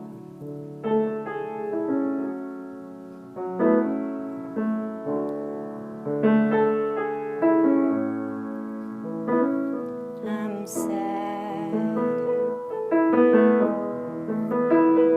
and I'm free. I'm sad and I'm free. I'm a gambling man with an ace and a three. I'm a crumbling building with a vacancy. I'm a wandering comet with no place to be. I'm a cardboard cutout who dreams in 3D.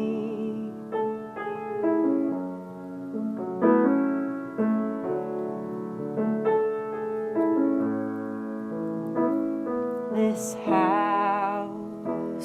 house, I lived there for years and now I don't live there no more. I lived there for years and now I don't have a home.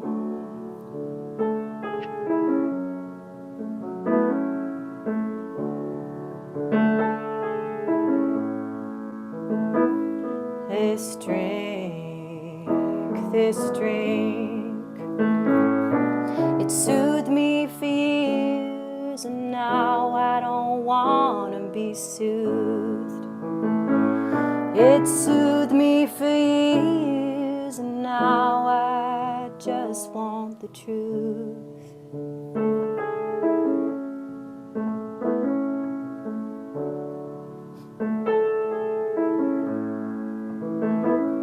I'm sad.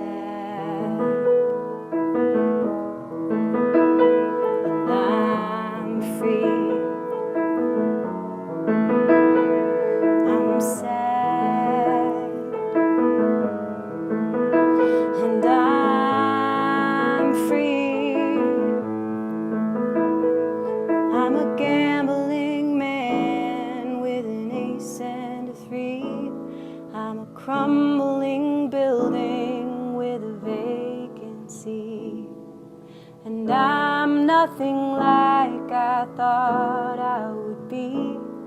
I'm a cardboard cutout who dreams in 3D.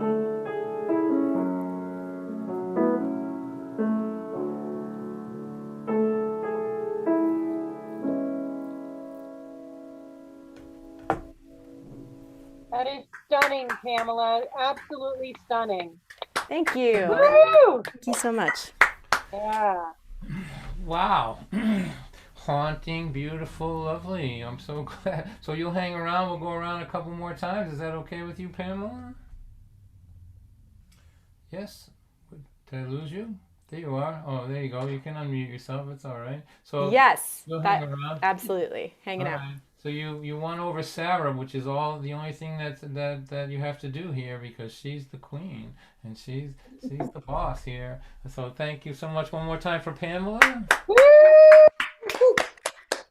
All right, so now it's my pleasure to introduce you to a person I've known for many years. He's a good friend of mine. He's done more for the folk scene than just about anybody I know. He was instrumental in starting the Folk Alliance. He's been an agent for, just everybody you could think of through the years. He's a fantastic songwriter. He's in a group called Mustard's Retreat, but I think he's going to be performing by himself this evening from Ann Arbor, Michigan. Somebody that I just think the world of and has been a dear friend of mine for so many years. I'm so glad that he's here tonight.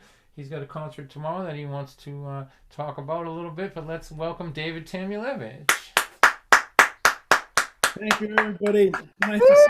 Nice to see a lot of you again. So I was, kind of sitting here enjoying the show and trying to think of what I wanted to sing. And, the side of my guitar, it's kind of loaded with mostly original songs, just so I don't forget them. I kind of look at them every once in a while and see which ones that I still know how to play.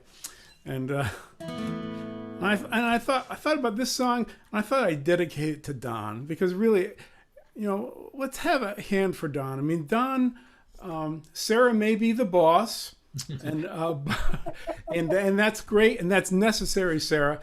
But Don is the inspiration here, and thank you, Don, for doing this and for helping so many people, including me, get going with these virtual concerts. So we so appreciate it. So. Really, everybody. Love you, Donnie. So this is a song.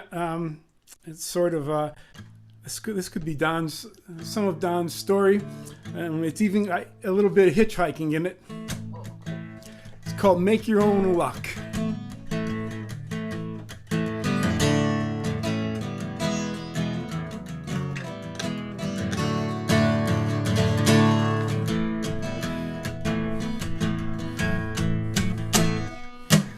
Black cat crossed my path today.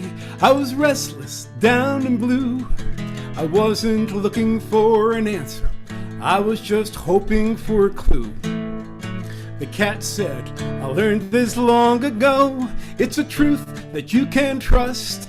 Sometimes you're the bug, sometimes you're the truck. Do yourself a favor and make your own luck.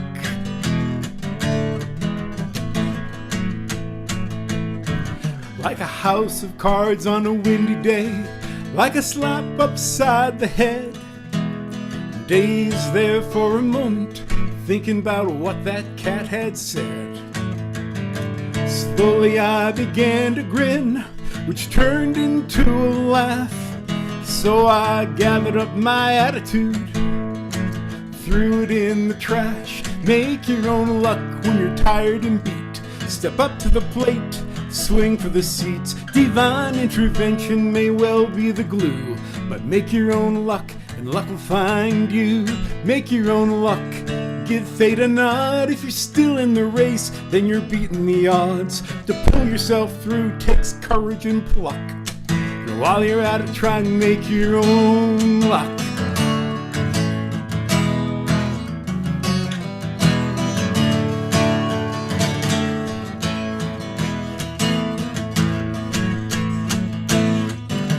We all have spent time rowing down that lonesome blue highway. Sometimes it helps to visit but rent your rooms there by the day. You may find all you really need is just a little nip and tuck. Oh, life can be a wild ride, so saddle up and buck. If you're looking for change, you don't have to look far. It's not round the corner, it's right where you are. If you're caught in the rain, you be a duck. Ruffle up some feathers and make your own luck. Make your own luck, first you've got to apply. Stick out your thumb, you may get a ride. In the end you will find when it's all said and through, make your own luck and luck will find you.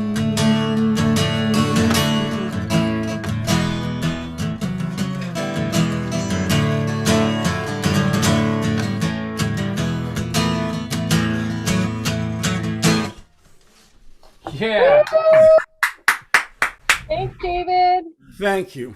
Thanks so much. And thank you again, Don. You're welcome, my man. You know I love you. David's really one of my dearest friends, and he has been since way back when. I just, again, just putting positive energy out into the world. So now, Dan Cloutier, I just wanted, before I get to you to go around again, how old are your kids now? Just unmute yourself and tell me that. Oh, my son is going to turn 9 in 2 weeks, so he's 8. And then my daughter turned 7 in November. All right, so this is for you. This is called Psycho Mom and Dad. Mom come home from work today. I tell you what she saw. Every toy that me and my sister owned was laying out on the floor. And the table was covered with peanut butter and half-eaten sandwiches. There was cereal bowls, a jar of mayo, and an empty can of tuna fish. Dad was eating a pizza, he had 4 or 5 slices gone. The sports page was laying on the living room floor, and the football game was on. When Ma tripped over my toy transformer, that pushed her over the edge. And that's when we knew she was turning into Psycho Mom again. She's screaming, I'm fed up, I'm finished, I'm through. I've had it up to here with all of you, I'm running away. Leaving today, I'm gonna join the carnival. But first I'm selling you kids for $1 a pound to a couple of cannibals. I used to be normal, used to be calm, but picking up after you animals turned me into Psycho Mom. I used to yell that part, but I'm afraid I'll hurt myself.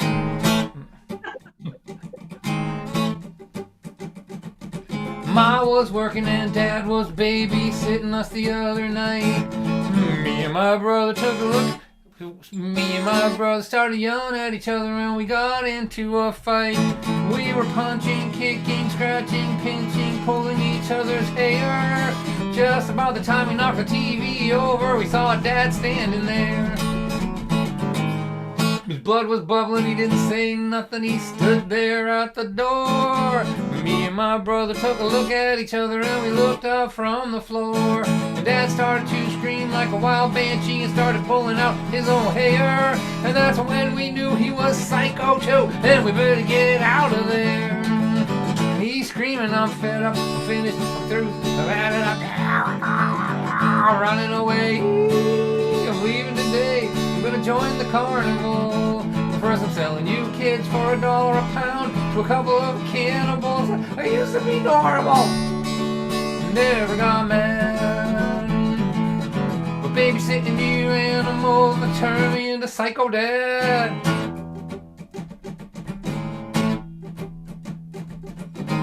For an hour our mother and a father were trying to keep us in bed. Me and my sister never ever miss a chance to play with their heads. We were using every excuse in the book to try to keep from going to sleep. She said, I'm thirsty. I said, I gotta pee. She said, I forgot to brush my teeth. We just got done with that classic one, upon this fateful night, where you say it's too dark and turn on the light and then you cry cause the light's too bright. And my eyes bugged up, Dad's head exploded, and they both climbed up the wall. You should thank the Lord that you were not born to Psycho Dad and Mom. They're screaming, we're fed up, finished, through, had it up to here with all of you, we're running away. Leaving today, gonna gonna join the carnival. First we're selling you kids for a penny a pound. To anybody that will take you, we used to be normal. You remember, don't you, Terry? It was 1974. We were hitchhiking around America trying to find ourselves. We were reading Be Here Now by Ram Dass. We were peaceful creatures. You know, one time I played this song on the radio in Tampa, Florida. And I think Ram Dass lived there at the time. Because after I mentioned him, he sent me an email. And it said, I'm still here. Never got mad. Or baby raising you animals turned us into psycho mom and dad. There you go.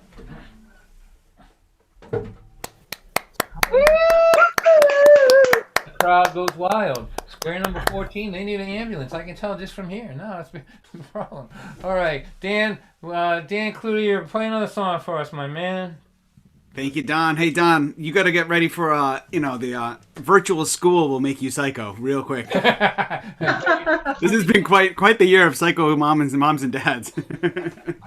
Are you teaching little guys online, Dan? No, so like my job is mostly adults with disabilities. So I do a lot of music classes for them. I'm in charge of all the billing and stuff like that too. So my job has been kind of the place is doing pretty well, but it's been quite the year. But then all the kids are in remote school. That's been fun. It's been quite a trip. A lot of alcoholic parents being born this year.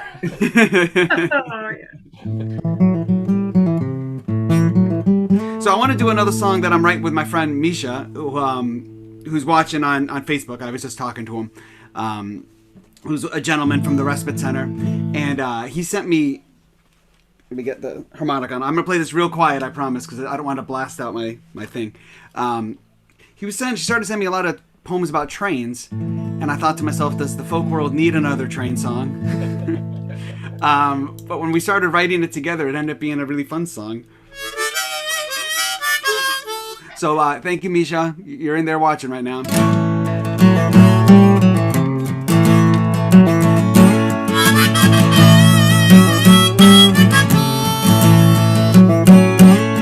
All right, everyone. Take a train out west. You take that train out west. You go grab a friend and you have a feast. You find that girl with the rosy cheeks. Pass by snowy mountain peaks. Leave your home back in the east where the sun don't set. On the train out west, you go and make your hobo plans. You pass by prairie farmlands, but when you reach the Pacific sand, you turn around, you do it all again. All the way from Boston to Seattle, Washington, from New York to Portland, Oregon, all the way back across to the city of brotherly love, yeah. From Northern Cali down to DC, from San Francisco to hot Atlanta, from Los Angeles back down to Florida. All right, everybody.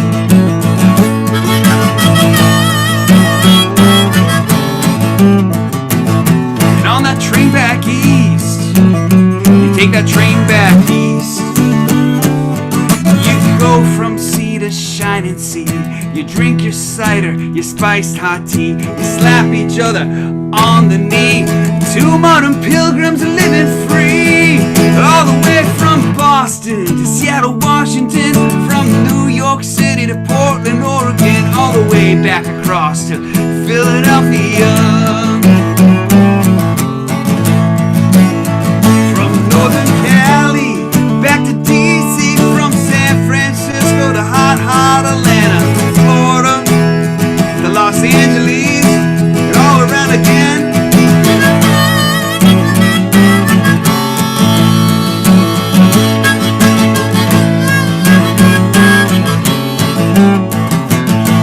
All right, everybody.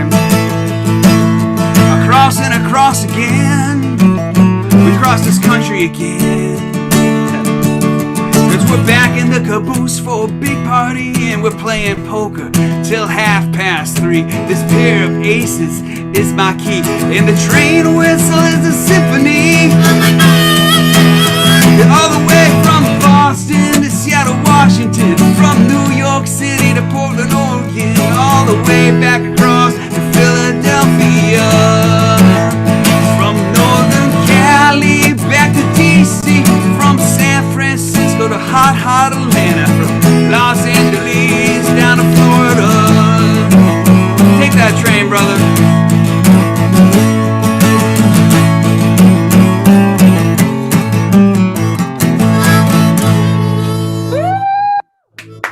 All right, Dan. Thank you, everybody.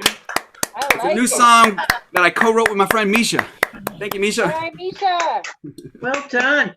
That was beautiful, Dan. Dan, I know you're busy, you got everything going on in the world, but I think the world needs you. You shouldn't be hiding out there. You should come on out. Pop in here any Thursday that you want or whatever. Just. It feels good to get out, Don. I appreciate you asking me. I got my first concert at Amazing. I'm doing a concert for Amazing Things in like 2 weeks. This is my first concert since the pandemic. All right, so listen, we need everybody to know how they can get a hold of you. His website is in the chat. Yeah, it's in the chat now. Yeah. Put that gig in there too. Like type the gig. Yeah, I will. It's Amazing Things. Yeah. All right. So we're gonna try to wrap this up by 9:30 because we know everyone has a long ride home and all that. So we're gonna go through at least this time and probably finish up this round and do like a quick round after that. But Dan, I just love what you're doing. I love the energy that you put into the world. I'm a friend and a fan, buddy. So one more time for Dan Cloutier, please. Right back at you. I'm a big fan of yours too, Don. You're a great man. Thank you so much. All right, Pamela. So what do you got for us? So let's talk a little bit. So you're in Colorado, right? I'm in Colorado. You're in Colorado. Boulder. Born and raised there? No, I'm originally from Illinois, Champaign-Urbana. Uh-huh. I went from one university town to another. I see. I was in Boulder in the 70s. I don't even know how to describe to you what that town was like in the 70s. It was the hippiest of all the hippie towns I ever seen. I've heard good things. Here, quickly. My wife and I are hitchhiking around the country. We wind up in Boulder. It's pouring rain. We go to a restaurant, and we're like thinking, we got to get out of here. It's just pouring. And the waitress writes on a piece of paper, here's directions to my house. Go ahead. My husband will be home at 6 o'clock. Just tell him I told you to go there. And so we went and wound up staying with them for 2 weeks and going on hikes and all that stuff. That was Boulder of the 70s. Nice. The waitress says, here, this is how you get there. Make yourself at home, all that. So it's a great place. So what would you call an influence? Like, who's an early influence for you in your music? So I come from a family of classical musicians. My grandfather was part of a 2-piano duo called Ferranti and Teicher back in the day. He was Louis Teicher of that outfit, and then my parents are both classical musicians as well, and so I had a lot of that. I grew up in that tradition, and my parents were also big Beatles fans, Joni Mitchell. Stevie Wonder is another big early influence. Billy Joel, a lot of piano-based singer-songwriters. Well, so it all went in there and mixed around and turned out to be, you, right? Exactly. Yeah, it's a lot of different things. All right. Well, would you play another tune for us? We'd love to hear it. I'd love to. I'm gonna play another one off my new album that I just put out, and I think Brandon dropped that link. Yeah, so all my info, my website, my social medias, etc. are in the link tree, but I'll drop my Bandcamp as well. If you're one of the endangered species of the CD owner and you like to still have CDs, they're available on my Bandcamp page. Well, I don't want to make a statement about how old this audience is, but I think they're old enough to still buy music. So, everyone. Excellent. Yeah. So, all right. Listening to CDs in my car is still my favorite way to do it. All right. Good deal. All right. Well, Dan, if if the folk world needs one more song about trains, then the singer-songwriter world at large needs one more breakup song. This one's called Leave You Alone.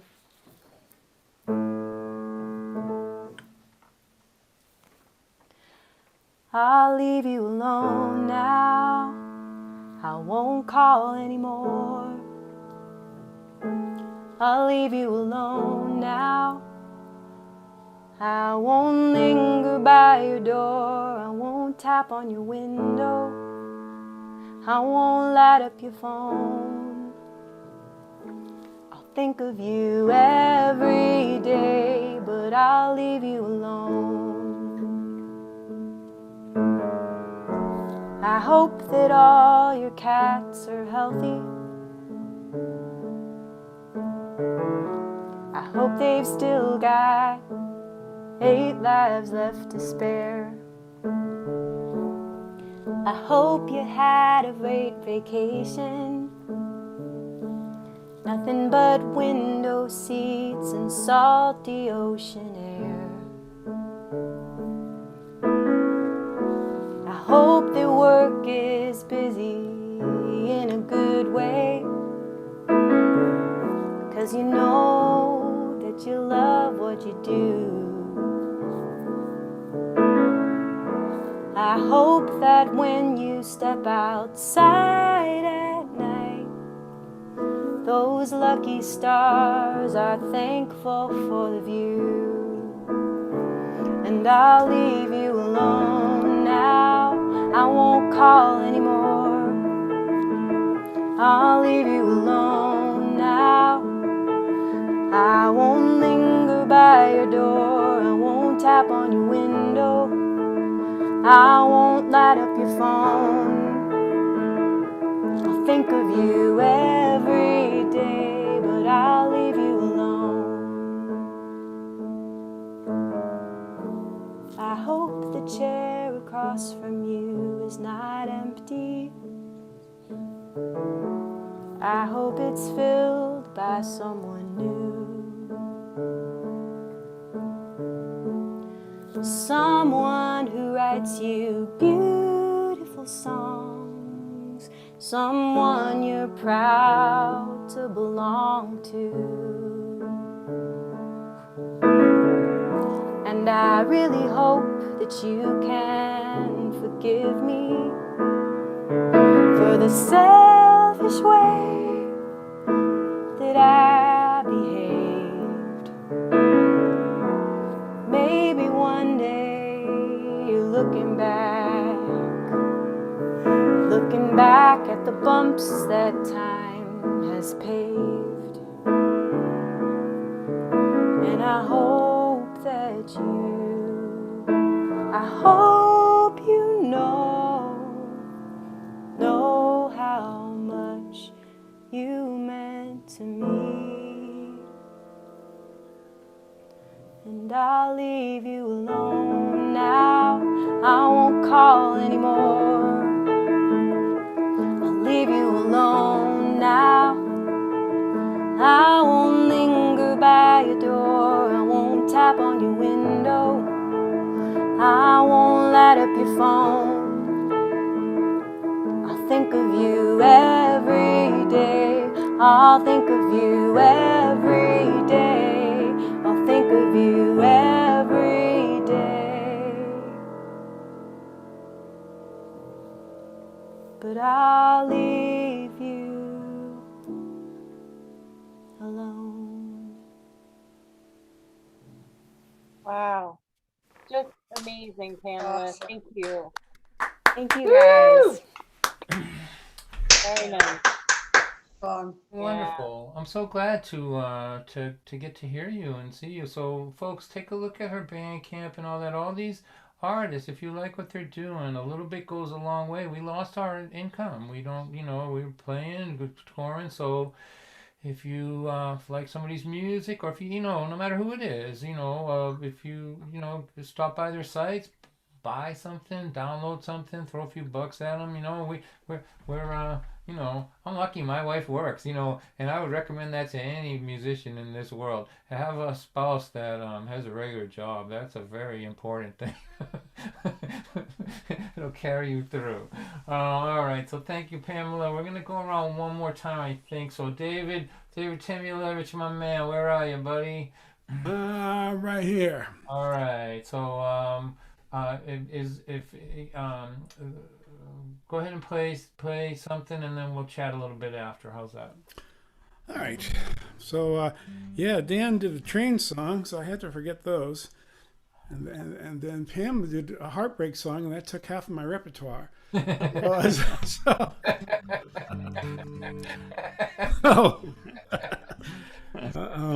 there is always room for another heartbreak. Before you start, can you talk to everybody about what you're doing tomorrow night?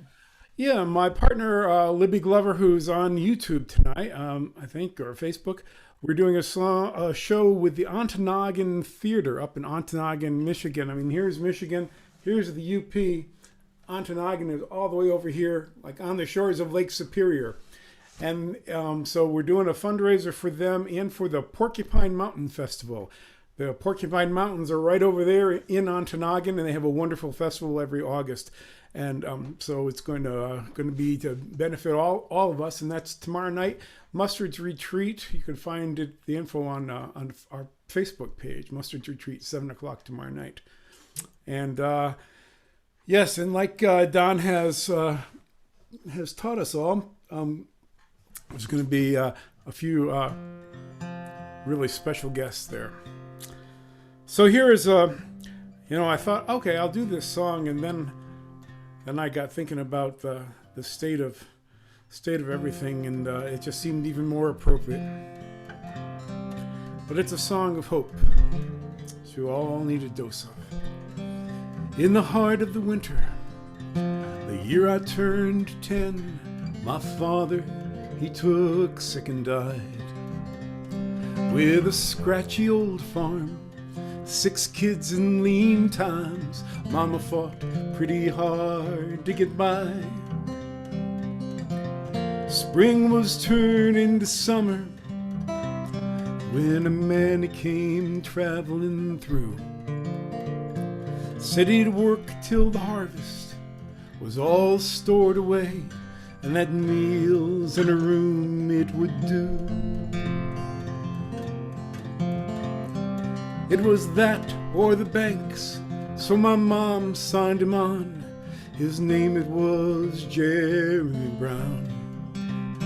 On the front porch we'd gather when dinner was done, and the evening was settling down. And he'd tell us his stories of traveling, sing of old friends and places he'd been. And he mended our hearts on those long summer nights and taught me to smile once again. He'd sing, ooh, there's a time and a place for goodbyes. Ooh, it's a sad and a sweet thing to cry, yes, to cry how I've cried. But the answers, they'll come by and by.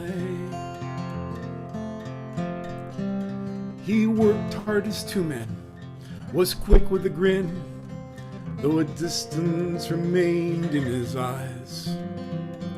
And he never did say why he took to the road, and we knew well enough not to pry. But he understood how I was feeling, or at least to me, that's how it seemed. And late in the night, as I lay in my bed, his songs, they'd run through my dreams, singing, ooh, there's a time and a place for goodbyes. Ooh,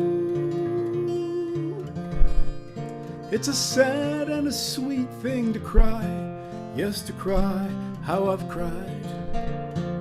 but the answers they'll come by and by. October it came, the last corn was in, and Jeremy packed up to go. Heading down south was about all he would say. If he'd be back, he just didn't know. But I think that I knew as he held me, when somehow I could smile through the tears, that if I needed a friend, I would find him again in this song that I've sung all these years. I sing, ooh, there's a time and a place for goodbyes. Ooh, it's a sad and a sweet thing to cry, yes, to cry how I've cried. And the answers, they've come by and by. Ooh, there's a time and a place for goodbyes. Ooh, it's a sad and a sweet thing to cry, yes, to cry how I've cried. But the answers, they'll come by and by.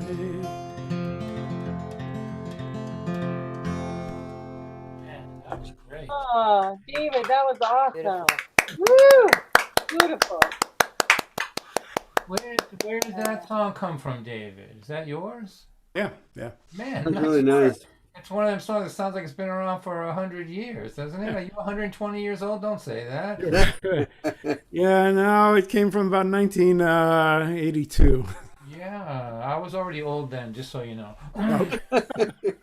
So, before we move around to the sort of lightning round and wrap this up, I want you to talk to the folk singers here about, David falls in a category with Bill Morrissey and Stan Rogers and these guys who were playing folk music before there was a folk scene. Right? Am I right? Like before there was coffee houses and all that. Where did you play? You played in bar rooms, right? In Flint, Michigan, when Flint was jumping and all that. Right. And so, how about just a couple of minutes on how spoiled folk singers are now that they play in coffee houses and Unitarian churches? Nobody introduces them. Nobody throws beer at them. How about just a few minutes of that? It was a weird thing. I mean, I was playing bars full time back from mid 70s to the early 80s, and then we were successful, but comedy was coming in and urban cowboy and disco, and I didn't want to. We just always sang the things that we liked, and like Don was talking about this folk community, and he's so glad that he found it. I mean, you all are really a community of choice. I mean, I know I made the choice. This is the community that I wanted to play for, and it's because of who you are, and any fame and certainly any money. It's like that's a secondary consideration. So I wanted to be a dad. I stopped playing in bars, and I became an agent because I wanted to play for people like you, people who wanted to come and listen. And there weren't a lot of places to play, but I got fortunate to work with some extraordinary people like Stan Rogers and Kate Wolf and Cheryl Wheeler and Petty Larkin and John Gorka, Greg Brown, and nobody had any place to work. So it really was a process of people like you who wanted this music in their lives, of working with them to start concert series, mostly in churches, and that helped the whole circuit. I mean, I wasn't the only one doing this. It's like there were a lot of people, but that's what made it possible to start touring. Right. So there was no listening rooms to speak of for this music until people decided they wanted them. Right. The listening rooms that had been there in the 60s and early 70s had died out on the coasts. There still was a pocket in the Midwest, the Old Town School of Folk Music. In Chicago and Madison and Minneapolis, there still was a pocket of listening rooms. But as it was dying back everywhere else, that was it. The Arc in Ann Arbor, but then everything else started to pick up again. It grew up from the heart, from the middle. That's good. Yeah, I have to tell you, I used to play these shows in Lynn at the Legion Hall, right? They would tear the walls down, rip the urinals off the wall. It was the big drunk episodes. And when I first went to play to Cambridge and people would listen to me, I thought something was wrong. I couldn't understand it. What's wrong with these people? Why are they just sitting there drinking tea? What kind of medication are they on? What happened? It took me a while to just decipher that actually some people enjoy just sitting down and listening. I had no concept of it.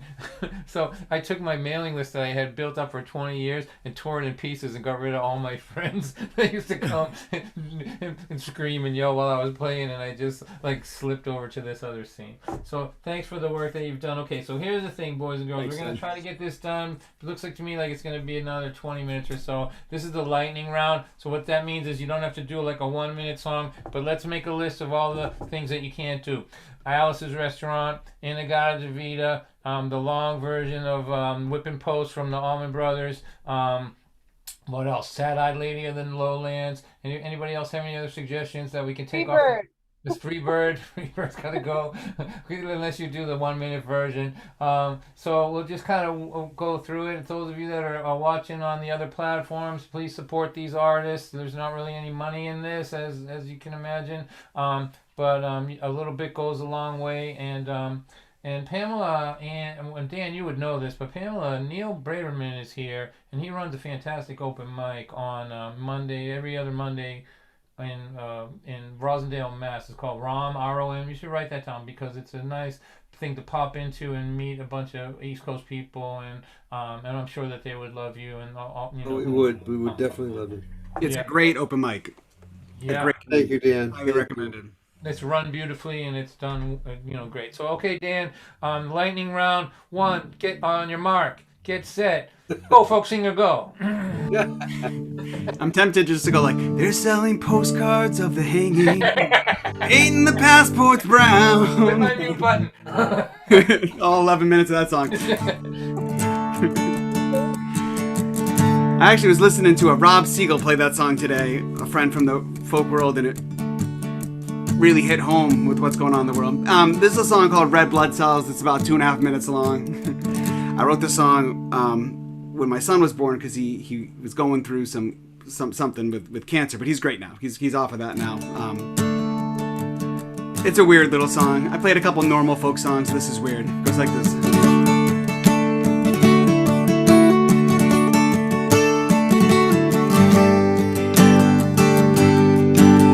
I wanna be your red blood cells. Red blood cells is what you need. Help you breathe strong all through the night. Sweet oxygen from your head to your feet. All them fools in the bloodstream, they're just out to do you harm. They will try to control you, but they won't keep heart beating warm, making it go boom, boom, boom, boom. I wanna be your red blood cells. Red blood cells is what you need. Help you breathe strong all through the night. Sweet oxygen from your head to your feet. 'Cause the saints and sinners in the just want you on their side. They will try to control you, but they won't keep your heart beating alive.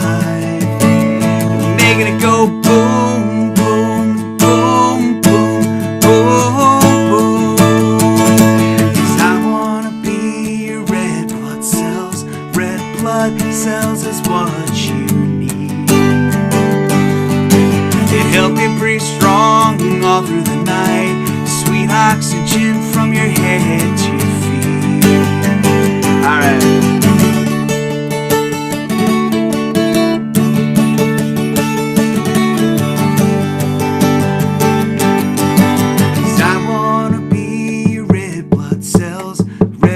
Cells is what you need. They help you breathe strong all through the night. Sweet oxygen from your head to your feet. Awesome. Oh, Dan, I remember that. I remember when you did that song I love it. way back when. Yeah. I know. Thanks, Neil. Oh, that was That is wonderful. not weird. That is wonderful. awesome. Thank you, guys. Beautiful. And I gotta tell you, you know, your little square on my computer is brighter than everybody else's. I think I would say that you had a southern exposure, but I know it's nighttime. I think the light's coming from you. You're a special dude. I love you, man. All right, Dan. Yeah, Dan. Felt really good to play live music for people again. All right, so we're here every Thursday. You come by, even if it's filled up in the end, I'll pull you in. You can do a tune or whatever, but you know, don't suffer in silence, as they say, right? You know, come join us. You know, you know it's like you created that space for everybody for 14 years. You know, it's about time somebody created a space for you. Okay, That's Dan. right. Yeah, I agree with Don. Right? Let's start calling these people hooligans. All right, Pamela, on your mark, get set, go, folks, go, singer-songwriter, go. So American Pie, right? Long, long time ago. I'm going to play you guys a brand new song that I haven't performed yet. Great. So All right. let's take it on its maiden voyage here. Yeah.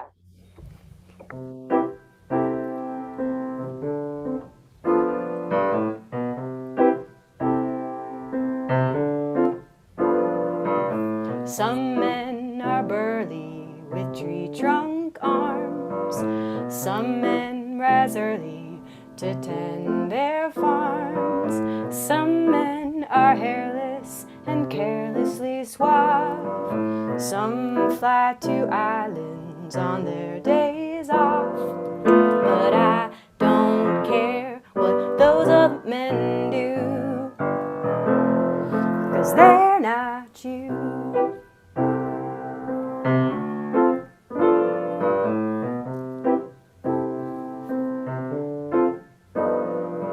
Some men are funny and draw a crowd. Some have more money than should be allowed.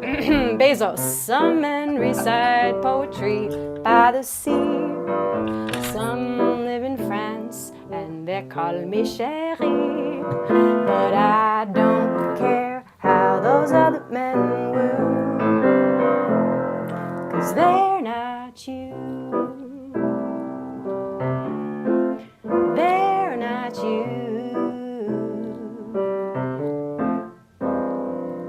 Some men have credentials from Harvard and Yale. Some seem presidential till they're hauled off to jail. But some men give speeches so confidently, but they're not for me. As some men have thickets of beautiful hair. Some men play cricket and rugby with flair. Some men have women lined up round the block. One is Dwayne Johnson and they call him The Rock. But I've known men, yeah, I've known quite a few, but I don't care what those other men do.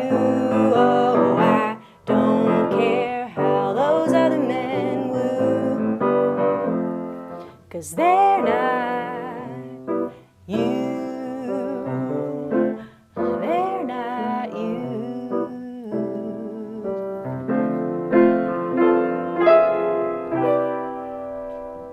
Wow, what a debut. Oh, that's That great. was a beautiful debut. Thanks. Wow. Oh, that's awesome. That's special, huh? Like we got to hear that. The first people to ever hear that. Oh, First audience to ever hear that. wow. Thank you for giving it a gentle landing. Got a winner there. Good. That's a keeper, that's for sure. Nice.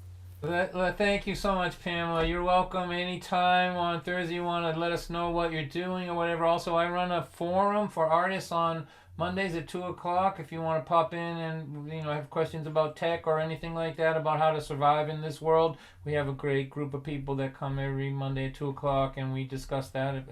You're welcome. You're part of the tribe now. One more time for Pamela, please, everybody. Hey, Pamela. Thank you so much, Don, for Great. having me. I really appreciate it. Sure. All right, David, take us home, buddy. All right. Well, time for a little earworm for the night. All right. So, because we're playing up, here's the Lower Peninsula of Michigan. Here's the UP, Upper Peninsula, Ontonagon, over there on Lake Superior. And if Ontonagon sounds vaguely familiar, down at the Smithsonian, they have like a 3,000 or a 6,000 pound boulder of copper that was dug out of the Ontonagon River right there at the town, which started the copper boom up there. Just a little piece of trivia. This song is by Peter and Lou Berryman, and it's about how in the UP, we call them Yoopers up there. They call us who live down here trolls, because there's a 5-mile bridge. We live below the bridge. So, but they talk a little bit different up there, and this will kind of give you a primer on that. We have Jason here. He's representing the UP, so just so you better do a good job with this, because he's going to know if you're doing it right. That's right. So, hope you don't mind when an old man sings. Helps me to keep my mind on things. And when I go where the animals thrive, I sing this song on the treacherous drive. Dem deer dare here, den dare dare here dare dare dare everywhere. This is a sing-along. I know we can't do a sing-along here on Zoom, but you'll curse me for it later. Dem deer dare here, den dare dare dare here dare dare dare everywhere. At dawn in fields and carnivorous groves, bucks and does come alive in droves. Just when you think that the coast is clear, there in the road is the white-tailed deer. Dem deer dare here, den dare dare dare here dare dare dare everywhere. Dem deer dare here, den dare dare dare here dare dare dare everywhere.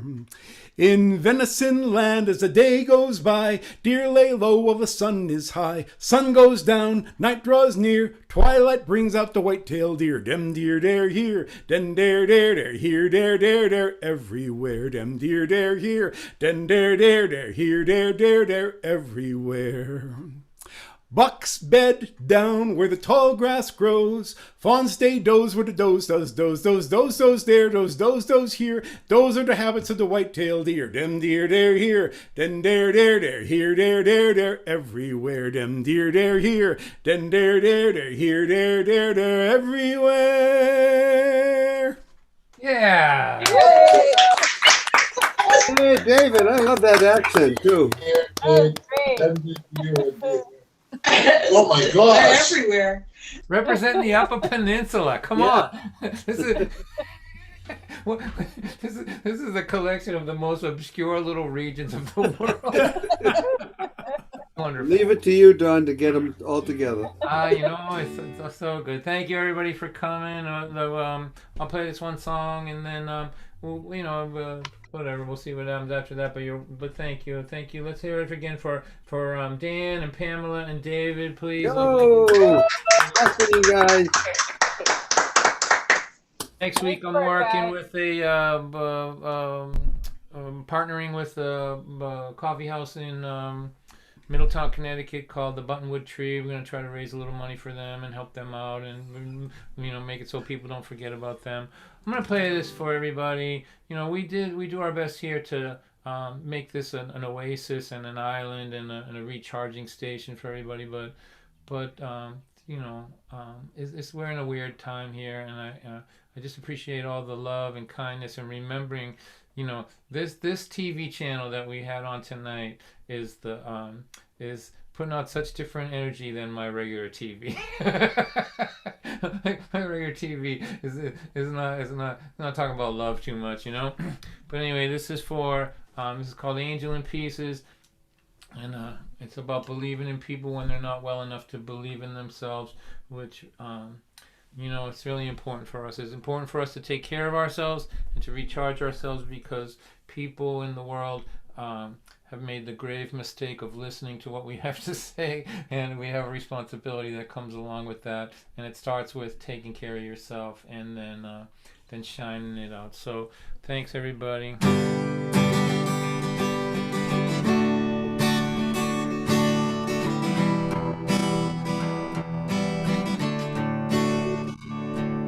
She walked into the room like she was walking off a cliff. In my mind I said, what kind of shattered angel is this? Her walk said, I've surrendered. And her face, I've had enough. Her eyes were holes, they were dark and cold. They said, I've given up. I saw an angel in pieces, as if the pieces all fell from the sky. I said in my heart, I believe this sad angel someday will fly.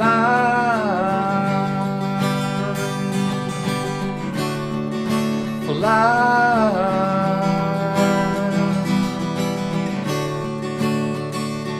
You know, life rains down so hard upon some people that we know. It tears their faith and their hope away, and they walk around like ghosts, and we see them as they are breaking.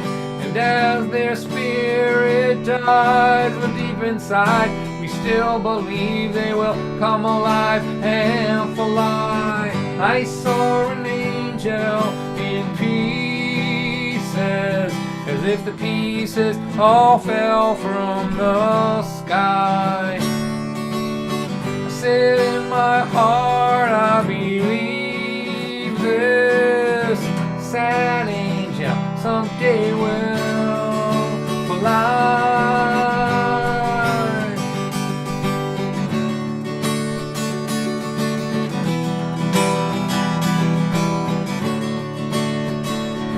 Now she walks across the room like she could walk across the sky. And those old dark eyes are so alive, they set the room on fire. This is no shattered angel, I say to myself. I feel Zuzu's petals, I hear one small bell. I saw an angel in pieces, as if the pieces all fell from the sky. I said in my heart, I believe this sad angel someday will fly. I saw an angel in pieces, as if the pieces all fell from the sky. I said in my heart, I believe this sad angel someday will fly. Look how beautiful you are.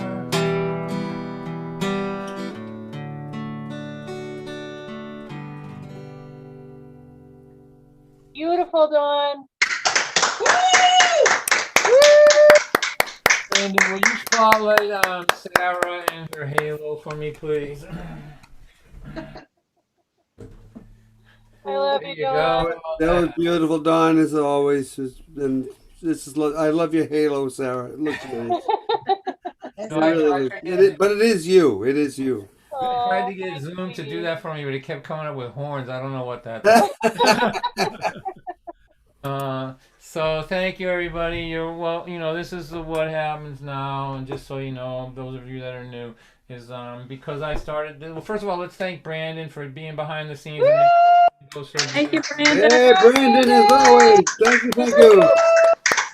And so if I just end this now, because I started the meeting, as you all know, it'll just be a blank screen in front of you, and we're not traumatized enough in this world we don't need like a digital reminder of a digital reminder of how alone we are in this world. So I don't like to do that. So instead, you can say goodbye one at a time, or if you want to just chat with each other. I see Tim and Shannon are there from New Mexico. Hi, kids. David, do you know Tim Mason? David Timulevich? He put us together at the old Vienna the first time back in the 80s. He put you together. What were you broke? No, you, Mustard's Retreat and Don White. We did a show together at the old Vienna, and Tim was booking it. Hey, Tim. I haven't seen you in a long time. Yeah, hey, Dan. How you doing? Great, man. Hey, Tim. Tim, how about a poem? Tim, hey, Shannon. Tim, how about a poem to wrap us up? What about that? How about a little poetry? You got something? How about like that one about water cracking stone? Do you know that one? Do you know this poem that you... The one you wrote? You were on the same page, Don. That was what I was thinking if you asked. Oh, nice.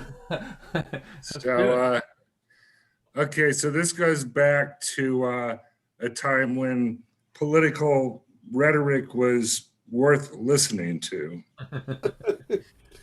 It is from numberless, diverse acts of courage and belief that human history is shaped. Each time a person takes a stand for an ideal, or acts to improve the lots of others, or strikes out against injustice, that person sends forth a tiny ripple of hope. And crossing each other, from a million different centers of energy and daring, those ripples build a current that can sweep down the mightiest walls of oppression and resistance. That was first spoken by Robert Kennedy at the University of Cape Town in South Africa in 1966. Gently, like water cracking stone, the droplet finds the granite's fault and changes the face of the mountain with persistence and patience. Man, that joke just ain't funny. The locker room was silent as he shut the door behind him, gently, like water cracking stone. Woo! Thanks, Tim. Beautiful, Tim. Thanks. Yeah. See you, my friend. Beautiful. Oh, yeah. No, I can't imagine anybody that wouldn't just think that what we're doing is special here. I don't know. To me, it couldn't be better. Just a collection of poets and storytellers and folk singers and people with big hearts. And I'm just so proud of all of you and proud to be part of this. So every Thursday, whether they want us or not, we're here. You hear me? You hear me? And let everybody give the finger to the coronavirus right there. Double fingers. Yeah, but Don, you realize without the coronavirus, we wouldn't have created this forum, and we wouldn't have been able to get me and Dan and David and you and Neil all in the same room. And me. And Sarah, Tommy and Marlene and all of us. This just wouldn't happen any other way. Okay, I agree with that, but I'm going to stop a little short of sending a thank you card to coronavirus. I'm with you on that. It does seem like we have to take the most difficult path to arrive at decent solutions. All right. Listen, this I think it's really helpful. It's helpful for me. I need this. I'm isolated. I'm alone, and the world is on fire. And I feel good, and I feel like I could do some good tomorrow because my battery is recharged. And I want to thank you all for helping me with that. And hopefully we can all be here next Thursday night. Yeah. Sounds like a plan. Right, Thank you so much, Don, for everything you do for all of us, my friend. Yeah. We love you. Thank you. Thanks. Thank you so much. We love you. Marlene, You know, hey, Marlene and Tommy, what's up with Ben Sass? He's acting like a human being. What's wrong with him? What got into him? I think it's an act, but we're grateful. It's an act. They're from Nebraska. They're like, you know, I'm like, look at this guy from Nebraska. Somebody gave him the right words to say. What's he doing? Well, he's not necessarily, I'd never have voted for him, but I'm glad he said what he said now. Nebraska. Right, Ben Sass. Well, you guys be safe out there, and we'll see you next week. I don't think I can do this without Sarah and Tommy and Marlene. It's really, I would feel like off balance a little bit. So no pressure, but you have to show up every week. Yeah. Forever. Doing our Forever. best. Forever. You're on my Google Calendar forever. Yeah, this is like, I don't have an end date in my phone. Yeah, same here. This is in my phone This is- calendar forever. This is the Thursday night steady date. That's right. That's right. I'm a loyal girl, baby. Well, Sarah, I couldn't love you any more than I do. You're just the best, and you know, people that know you know what a great force you are in the world, teacher, you know, helper of humans. So much love to you, much love. Dan Cloutier, nice job. Yeah, right here. We're trying to get we're trying to get Zoom to give us a hug button, but they just keep They just keep forgetting about that, Don. Yeah. Bye, Tommy. Bye, Marlene. Bye, Neil. Bye, everybody. Good night. Have a great night. Bye, guys. Good night, everybody.